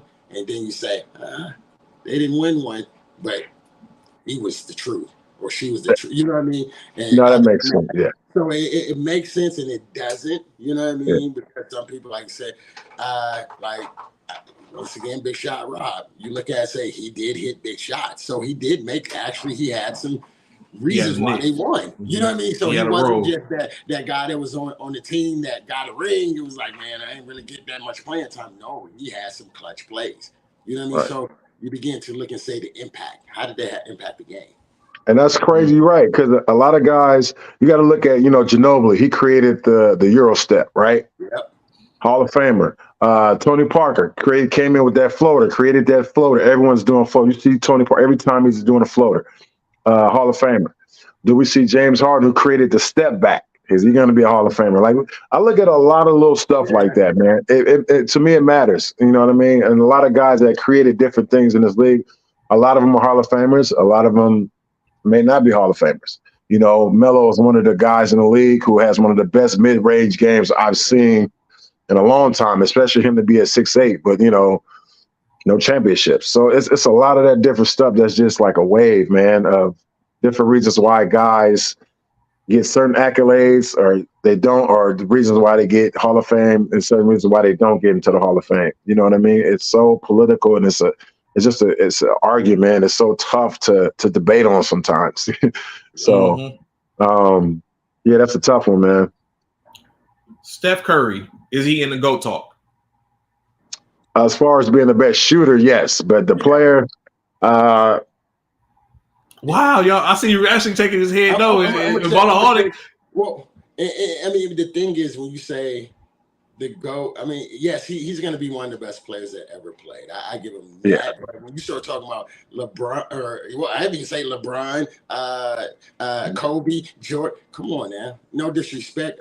Curry, give me the business and a lot of us the business, right? Yeah. But when you look at it and you say, okay, these guys are, I'm talking about, 6'6", average, you know what I mean? All of them, and they can play, honestly, 1 to 5 if need be. You know what I mean? They can, at least 1 to 4. Put it this way. I know Kobe or LeBron could probably play the 5. You know what I mean? And you look at the numbers, and he'll be one of the best, but he would not be in those 3 in my And that's just my opinion, where I'm like, oh, okay, this player alone, yes, he can change the game, and he will, and he still is, and he's one of the best teams, one of my favorite players. But when Jordan, Kobe, they set the standard, LeBron, and they set it for everybody else down the road. So when you talk about GOAT, the influence, yes, Steph is going to have a major game, so he's in that line, but he's not before. Yeah, the greatest of all time. I don't think. Yeah, they talking about. Yeah, if we were to put him on Mount Rushmore right now, you think he's worth being put on Mount Rushmore with three other the rest of the top athletes? Nah, not right now. No. You know what I mean? Steph got some ways to go, man. And honestly, even at the end of his career, I don't think he will be considered. He'll be in the argument, but I don't think he would still be considered the greatest of all time. Like I said, the shooter, yeah. For sure, but as far as him being a player, being surpassing LeBron, and it's not going. What do y'all think could put him in that conversation? Does an Olympic, another championship and a gold medal around his neck, does that put him? Does that sit up and elevate him to that stratosphere? It elevates him to maybe get some more money, right? Yeah, to some more money, but I don't think GOAT status. Maybe if he gets a couple more championships, maybe that could be an argument. You know what I mean? Because he is a franchise player, and usually franchise players, when they last like that, they usually get put in that conversation. Yeah. You know what I mean? So if I think he were to get maybe a couple more championships, yeah, he'd be in that conversation for sure. Does this conversation change does this conversation change if he didn't have KD and didn't have those 2 rings? Does the conversation change? No. Wait. You said if he didn't have KD, would he still be in that GOAT conversation? Yeah. So I know if he didn't have KD and won, probably so. But what if he did? So does KD really change the aspect of that? Because if KD was not on that team, do they win those championships? And on the flip side of that, if KD wasn't on that team and they did win, does that change the conversation? I see what you're saying. It doesn't. Nah, I don't think it does, because regardless, Steph is going to do his thing. I think back then, if they didn't have KD, they probably still would have won. Because I think they still would have won. But the fact that that KD was there, I'm pretty sure they practiced. It was only 15, 20 minutes. Like I said, we're gonna run a few plays. We're gonna run a few plays. That's it. Play defense, and then that's it. Y'all go play golf, whatever y'all do, man. But if without KD, or with KD, I think Steph is still in that. Yeah, still in the conversation. Steph changed the game. Man. You know what I mean? That's we were talking about once again, GOATs. He changed the game. So I would say, he's always going to be one of our favorite, well-known. When you talk about hoop, his name forever, because we talk about shooters, he's that guy. Everybody. You know what I mean? Everybody think they're a shooter. You know Everybody. What I mean? And I shoot the ball. I sit there and say, I am a shooter. This is what I did. And everybody's not a shooter, but nowadays they think they are because of Steph. So he's changed the game. Even in college, I remember him when he was in college. You know what I mean? I'm like, who is this kid? You know, nobody know who he is. He's giving him buckets. You know what I mean? And they, he's too little. He's too this and that. He got to the league and he proved everybody wrong. And he's still doing it. You know what I mean? So, yes, he's that. And even without KD, he created his own lane. Yeah. Like, you know what I mean? So that's where I agree with Ball Hog and say, he still be mentioned. He still he get his respect. It's just different when we start talking about Kobe, when we start talking about MJ. But us, you know what I mean? Because these were our, if you want to say who we looked up to, we emulated, we wanted to be like it, and they was dogs. You know what I mean? And it's just he's a different, the game has changed. You know what I mean? So he's a different kind of dog. You know what I mean? So it's just saying that, hey, they all respect and their own gift and talent. But when you talk about the greatest, because like I said, when I say Bill Russell, you look at Bill Russell, how many rings, how he run, how he was a coach, I was watching his story. I was like, they don't really give Bill. Yeah, he don't get the respect that he probably deserves. For real, though. So it's things like that. Kareem, you can go back and look at Cass and be like, man, they was buckets. But you don't hear about them mentioned. You always just hear And so then to be all of a sudden, here is Stephen overjump all of these legends that's even ahead of our ones that we're, you know what I mean? We're calling the greatest that had an impact on their game. You know what I mean? Right. So that's how I look at it. And like you said, Michael Redd was wet. He was like a left-handed Ray Allen to me back then. Barely missed, man. You definitely can see him shoot the ball. Michael Redd was one of those shooters, and that's a guy that we don't talk about as one of those guys who can shoot the ball. We don't talk about guys like Grant Hill. You know what I mean? Who probably would have been if those injuries. Yep. You know what I mean? So that's even like, the same thing with even Brandon Roy. You mentioned Brandon Roy too. You know what I mean? He ain't no telling where he would be at right now if it wasn't for his injuries. You know what I mean? That's crazy, man. Crazy. So this is probably not the most popular take. So I'll try not to make it a take and just a question, but Kobe Bryant. Lakers to the death of me, right? But in the last 2 or 3 years since doing this podcast stuff, that has waned a little bit. The fact of, Kobe Bryant being the Kobe Bryant talk. So I asked this question.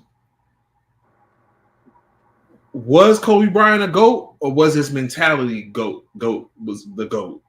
Both of them were. Yeah. Both of them were. But I mean, there's so many different situations.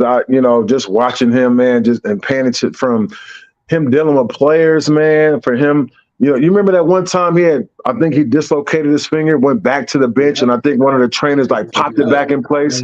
Like that's, you know what I mean? Like that's mentally, that's what do you say? Or him being a certain age and him hitting 81 points in one game. You know what I mean? That's a different mentality, man. You're going beyond your body to do that stuff, man. Like it's tough, man. Kobe is definitely the GOAT, man. It's so many different reasons. Him dealing with Smush Parker, you know what I mean? Him dealing with him all season. Why people be capping on Smush? Hey, nah. You know what?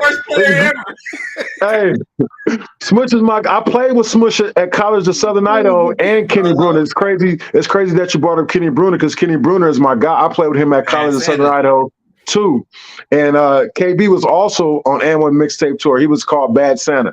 Nah, man, for Kobe to deal with all of that, man, in and out the season and stay become a Laker. He dealt with so much, man, and God rest his soul, but he did a lot of off the court stuff that, I don't want to bring it. I hate to bring it up, but he did some adult stuff that he wasn't supposed to do. Him dealing with all that and how he came back, man, is like I said, man, he did so much, man. And it's just no argument with that. He's definitely the GOAT, man. That's no argument for sure. Definitely no argument. Yeah, no, like real talk. So it's both. Like, I mean, he's a different kind. Like I said, injuries, his mindset was different. You know what I mean? So his body, how he trained, how he prepared, how he took to the game, everything, you don't see that. You know what I mean? And that's what drives people when, like myself now, going from a player to as a coach and on the backside as a scout and on what am I looking for, what they looking for, how you gonna push yourself, how you gonna do this, let's see how you're gonna respond if this happens. Yep. You know what I mean? Oh, you want to go so-called overseas and you want to play, but you want to be pampered. You want to he just everything was like, this is what it is. We're gonna go win, we're gonna do this, and I'm gonna make sure I'm leading by an example. So you can't sit there and say, "Oh, you ain't do this." Man, if I'm doing this, you can do this, and you gonna do this. You know what I mean? So he his mindset and how he pushed and how he led, he did everything. That's why he's where he's at.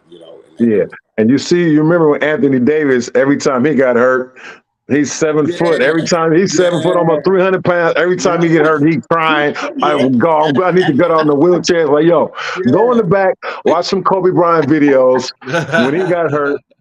You know what I'm saying? To bring your 7 foot, 280 pound butt back out here and put the ball in the basket. Stop crying, man. Because that was just crazy, man. I just never really got that. Every time he got hit, man, it was like, oh, here we go again. Here we go. Here we go. So looking at that, right, in which definitely, like you said, the mentality was the biggest drive and everything like that. In which I guess, you know what I'm saying, it's just over the years, like I said, for myself, I've just been looking as like, was Kobe that great? And now taking a look at it and hearing some of the, I mean, taking consideration, like you said, the Achilles, my man, when he blew his Achilles, shot his free throw. Shot his free throws, and then, you know what I'm saying, got off the court, playing on the ankle. Like he's did plenty, you know what I'm saying? Like I said, I don't diminish his legacy or anything like that. I just go back and look at it, just have to be real with self. It's like it was Kobe, and everyone keep continuing to talk about how close he was. He's the closest thing to to Michael that is out there in state. So you know what I'm saying, Laker who could stop him? That was the thing. He was on both sides. He's a two-way player here. Locked down. And offense. Everybody want to play offense. Nobody want to play defense. Want to play defense. And you say, now guard me, and you ain't gonna do that. And then on top of that, the mentality. That's why, because as a hooper, and nobody they like, oh man, I gotta guard who? Like, we keep on going back with Ballholic, say, man, can you imagine a rookie having to guard Kyrie? Like, man, for real. And then the mentality when you talk about it, it goes back to looking at the Redeem Team joint on Netflix when his Ace Boone Coon, Paul Gasol, when they played, he's like, you know what? I'm finna run through his chest.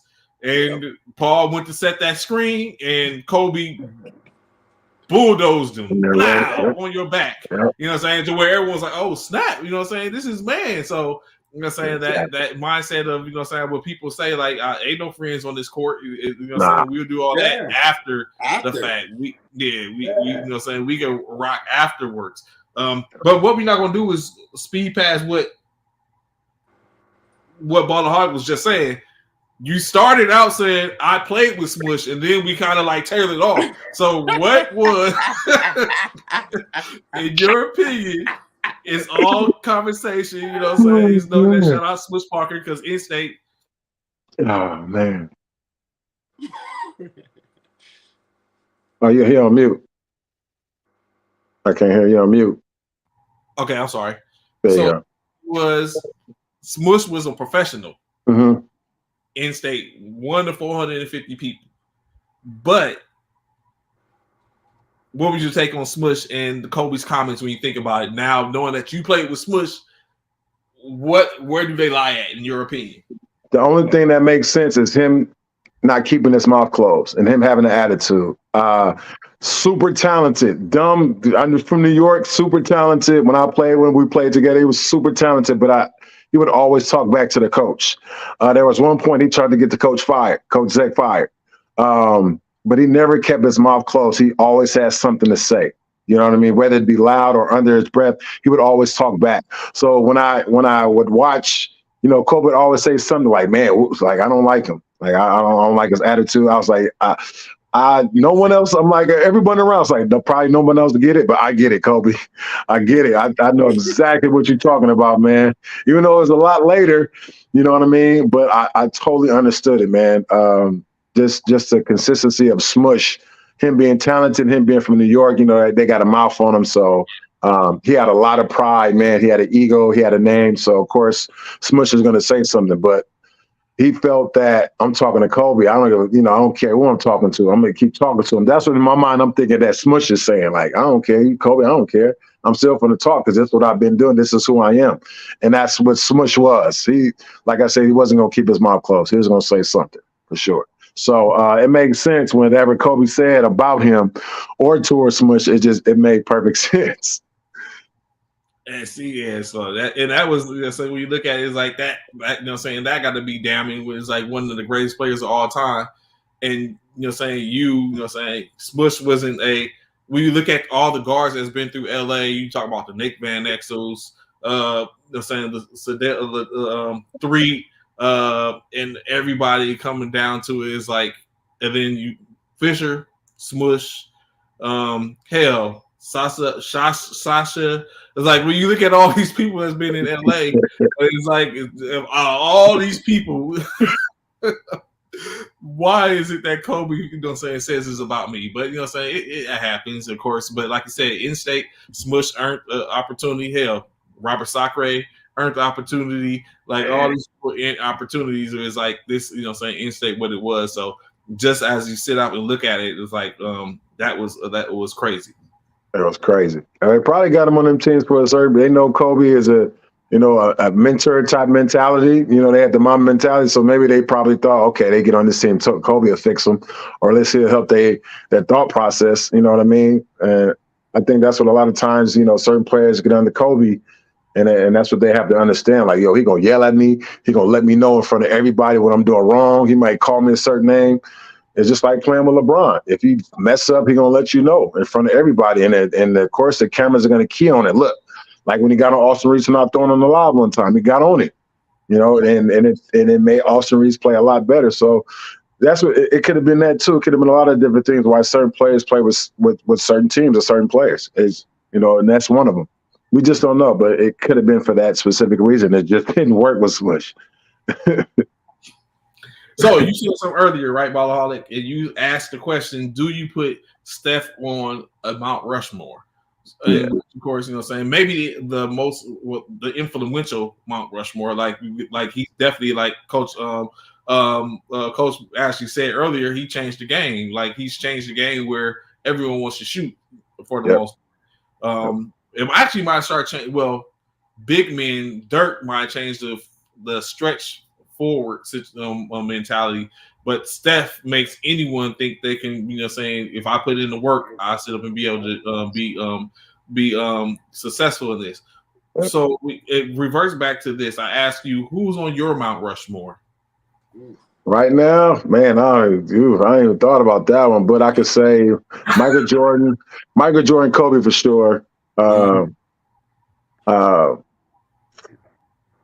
I'm gonna say Wilt.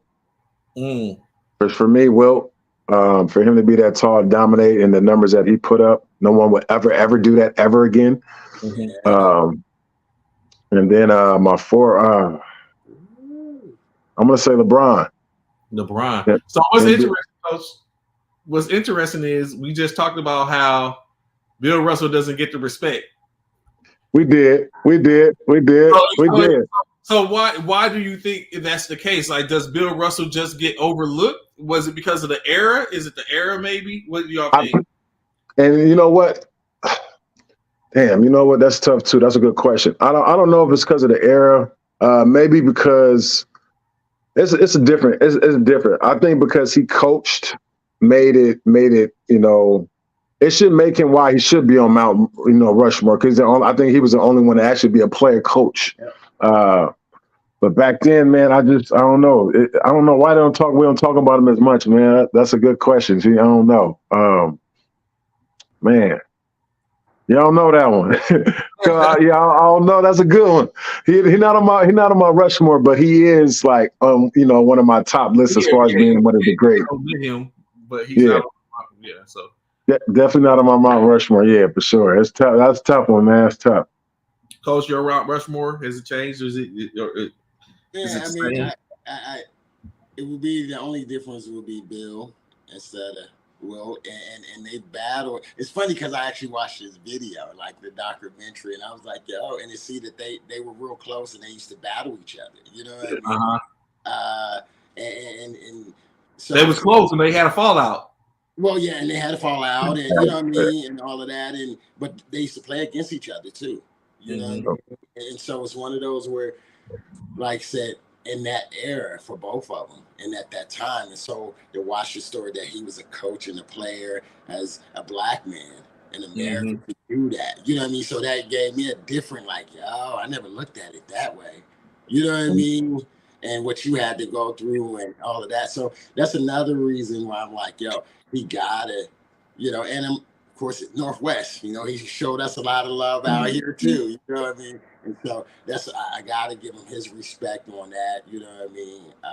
And so then the other three, everybody, we all say, hey, the conversation's always with those three, you know what I mean? And it's just like, all right, what about who else? And not to say that he should be in there. We start talking about greats. These are really greats. You know what I mean? But Bill definitely got to get his roses. You know what I mean? Yeah, he do, man. And so at one point, I think it was last year sometime, we had the commissioner of the Military Basketball Association, Commissioner Myers, who sparked the conversation, right? So the question that he asked, or what he brought up and what he said, which to this day, I still debunked, and it's like, I don't believe so, is in the between the 2 3-peats in which Michael Jordan won.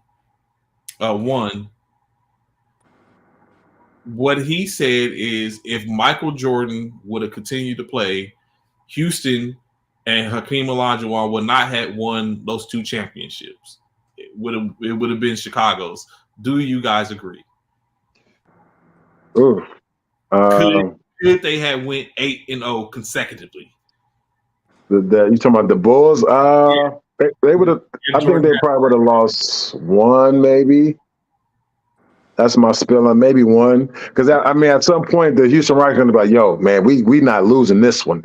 We gotta figure out, like, we're not losing this time. They're not for to just the team and the squad and the stars they had. They weren't going to let Mike and them keep beating them like that. They were going to lose. They're going to win at least 1. I'll give them 1. I'll give him 1 because Mike was still in his prime. Mike was still, mentally, the mindset was stronger than the skill set added to what everyone else that was following Mike. So I think that, Houston would have got 1. They got 1. Yeah. So, is Chicago running the table, or does Houston still get 2, or do they split?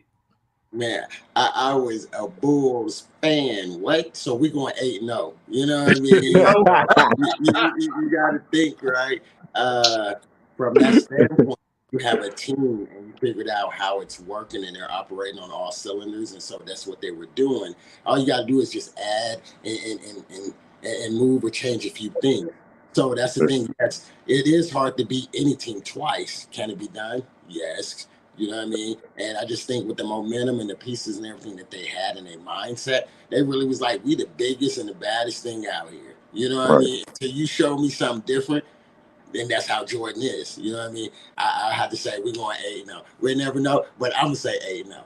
You know? I'm trying to figure out, like I told Commissioner Myers and a couple of people, I was like, who's stopping Hakeem at that point? Yeah. Like, Hakeem was in his bag. Like, the dream was exactly that. So, but like you said, it's a couple of people stated the same, like Coach Ashley. Hey, they 8-0.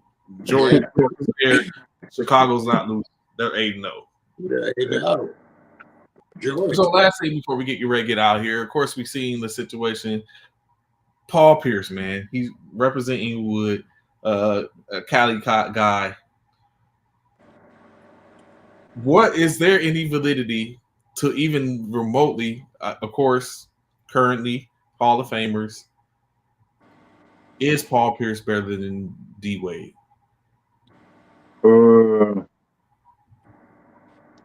No, not better. No, not better than D Wade. Conversation. That's not. Oh no, that's not an argument at all. No, he's not better than D Wade. Nah. Paul Pierce was a nice player. I give him that. He was a nice player, but D Wade just had too much in his bag, man. D Wade was just all over, man. I don't think that if we think about these 2 names that would ring a bell during the entire game, which of these names are they going to say more, D Wade or Paul Pierce? I mean, I think D Wade's name is going to be said a lot more because he's not ball dominant, but he's going to have the ball in his hand more than 80% of the time. As in the Paul Pierce might have it, 60, 70% of the time, you know what I mean? When he does get the ball, he'll make something happen, but D Wade is just, all over the place. Pull up, mid-range, get into the basket, assists. You have Paul Pierce who may penetrate kick or post pass or sit in the post or spot up shooting. D Wade for sure, man. He's not, D Wade, I give that to D Wade over Paul Pierce. Yeah. Coach? Yeah, D Wade. I'm a D Wade fan. I'm one of those, right? Okay. You know what I mean? Where, some be like, oh, what's your team? I'm like, yeah, I like teams, but I like players. You know what I mean? And he was one of those players also coming out of college, the underdog. He's in his class coming into the league where he's like, he's not the biggest, not 6'6", he was 6'4", you know what I mean? Yep. Something like that. So, and he's dunking on cats, he's fat, he does everything. He's exciting, you know what I mean? And he can change a game. And so, not to say Paul Pierce couldn't, but it's not, the conversation is not even there. You know what I mean? You can argue all you want to, but I'm going to pick D Wade and build a team around D Wade before I will Paul Pierce. Yeah, Paul Pierce is all height. Like, he's 6'6", and there's no speed to him. There's I don't see no quickness to him. Yeah, I don't see any quickness to Paul Pierce. But Paul Pierce is a scorer. Paul Pierce is no, definitely a bucket. And he brings up the fact that this was all, of course, it was a couple of weeks ago. It was on the It Is What It Is podcast with Mace and Cam. And, and he was on there, so that's where it all derived from. In which he said, if you give me Shaq, he's saying, if you take me off this team and put me on this team and switch roles, he's doing the same thing, in which he's basically saying, which he broke it down to. So he earned the name The Truth for a reason. I say that. Yeah, he earned it. He earned it. Yeah, he did. I say he definitely earned the name The Truth in state. But of course, things happening. Saying D Wade, the Flash, it was speed kills. In our game, speed kills. Right. Mm-hmm. And who's going to win on the wing? If D Wade is guarding Paul Pierce and Paul Pierce is guarding D Wade on the wing, who's going to win that matchup offensively? You know what I mean? Shake him up. Yep. Paul Pierce is going to probably post him up or do a step back jump shot. D Wade is going right by him. Yes. And that's all we're saying. Yeah, it's a wrap. Yeah. He's that guy. He's the truth. But he's a mismatch. He's a liability in a mismatch. If you look at it, I'm going to take D Wade and say, bring him out, go at him. You know what I mean? Paul Pierce, take that little man down. That's just as a coach. That's how you're going to mismatch it in a sense, because he's not fast enough, lateral, forward, left, right. It doesn't matter. They call it Flash for a reason. And we're going to go back to that what we talked about being scared. That's Paul Pierce going under the screen. They said he's going under because he already you know what it is. It's like he ain't going to go on top, or you're going to say, oh, maybe sometimes the fake will make it when he get in front of him and he hit the floor like, let's go. But the whole time, like, you know what's coming up. He going to do the exactly Olay defense. He gonna yell out, switch, fire.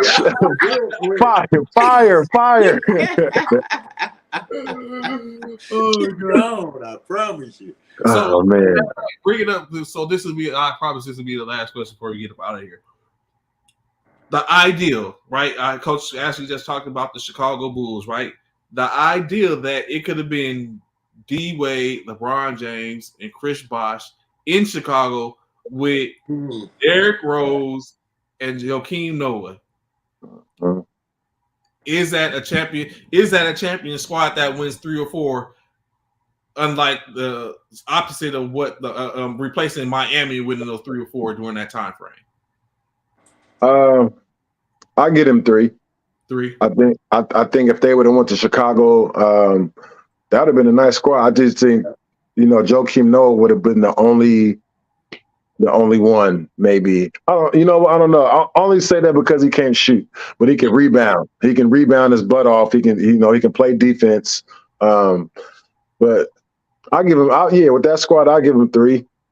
I definitely give him 3. It seemed like they would be missing a piece. I don't know what they would be missing, but with those 3 leaving Miami going up there, I think that would be an offensive just nightmare, though. If they all went up there and linked up together, it'd be an awesome offensive nightmare. But yeah, I'd probably give him 3. I wouldn't even give him 3 with that squad. I give him 2. Okay, Coach Ashley, being a Chicago Bulls fan at that time, what do you think of that prospect, having them 3 in Chicago as opposed to Miami with Derrick Rose? Yeah, no, I have to say that would have been a great squad. When you look at when you think about Rodman, what did Rodman do? Rodman was just a rebounder and defender. So it's the same thing. So we don't need You know what I mean? So everybody, if they played their role and we played them to their strength, they're a mismatch nightmare, and they all feed off each other on defense. You know what I mean? How quickness and you can get the communication. So if they all bought in, oh yeah, easy like say 2 to 3. You know what I mean? Because that's what it's all about. Everybody playing their roles, and they're satisfied, and you know, giving up. If you say not shooting the ball as much or whatever it may be, if they was at another team, you just play as a system, they're hard to beat. And so, of course, that derived from after D Wade was going into the Hall of Fame. He had a conversation with KG, Kevin Durant, and Kevin Garnett, and he let it be known that once him and LeBron started in talking about the move for Miami, that Chicago was in play. But where it kind of turned was Chicago had the Luol Deng situation going on, and Luol Deng, they was trying to move Luol Deng because that contract. And it didn't work out, so they ended up so it didn't work. But I know D Wade did say something about he said he don't know how it would have worked with Derrick Rose, because he said, of course, at that time him and LeBron were both becoming ball dominant in the players, and so it was already a question of how was it going to work between them two linking up together. Now you have Derrick Rose, who is the point guard. At the same focus, so he doesn't know how it would have worked. But I think the piece that you was talking about, Baller Hawk, that would have been missing in that case, shooting. Where was the shooting coming from? You know what? And that's and if they figured it out, that shooting would have been coming from D Wade, because we put Derrick Rose at the 1, we put D Wade at the 2, or a comma, whatever. We put LeBron at the 3. And if they all play their roles, that shooting could come from all 3 of them, but the consistency would probably come from D Wade. And if they match it up, they can pace themselves, man. Everybody ain't got to do everything. LeBron, look, you just do this, what you've been doing. D Rose, do what you've been doing. You know, D Wade, do what you've been doing. Now, D Wade, you don't have to bring the ball up as much. LeBron, you don't have to bring the ball up as much. Even Derrick Rose, it could be interchangeable. You know what I mean? And if they figured it out, it could be paceful. But like you said, they're all ball dominant, and it would have to come from, fans. It would be on them mentally, like, I need the ball more, and fans want to see more of this. A little bit of that will be in their own thought process, you know what I mean? But the fact that them, playing down to a different level it'll be tough for them, I think. They would have to play up to the level. Yeah. Did y'all ever have to endure some of the such during the AND1 tour, where it's like, come on, fam, like you pounded the concrete too much, or was it all love? Nah, a lot of the times, man, like playing with certain guys, you had to like, okay, like I know you dribbling the ball too much, my dude. Like, come on, man. Like they know what you finna do. Like just pass the ball. You know what I mean? Pass the ball. Or you have guys who know they finna get on, and then they pass us like, man, here, dude, you can have them. Go ahead, man. Take the ball. Go ahead. I know what you're finna do. You know what I mean? Yeah, exactly. So it's just one of those things where guys are just trying to fit in. That's all that is. Of course. And so, of course, like I said, been saying throughout the course of the show this morning that we got more to hear. If you tune in 1900, y'all see the post when it goes up.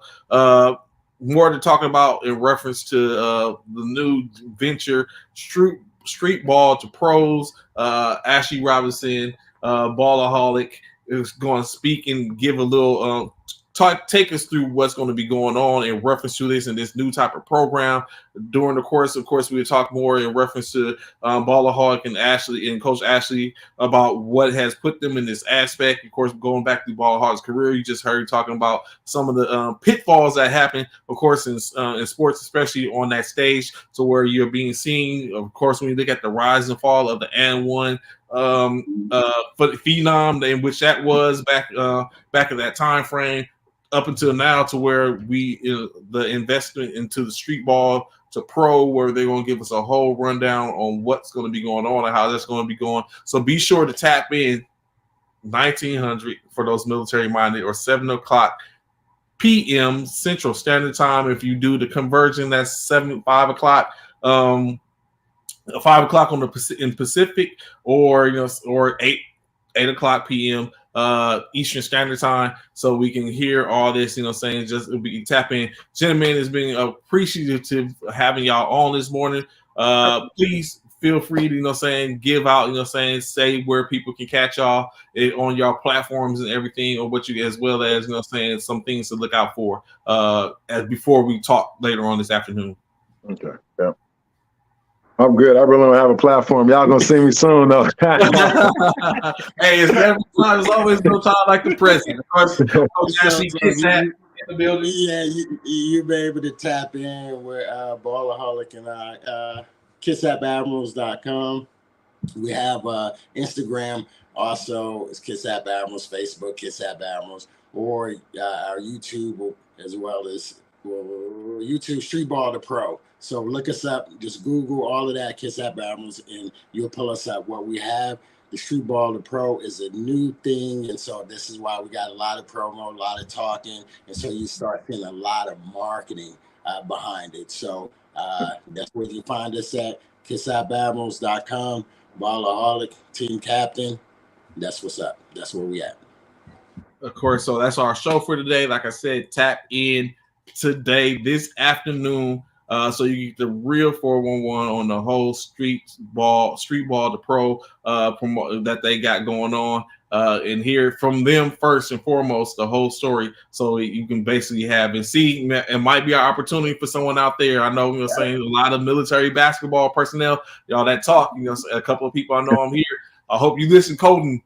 Tracks, all y'all, saying, I'm gonna have to hit y'all up and let y'all know, hey, tap in. It might, saying, you never know. It might be street ball to or it might be from green to pro. I don't know. What is going on? And, ideally, of course, having a platform able to get the word out so that people can sit up and engage, and sometimes network and go from there. So until today, 1900. First Formation Morning Sports Talk. We out, coming back with this COB. Look forward to seeing y'all. Peace. Enjoy y'all's day.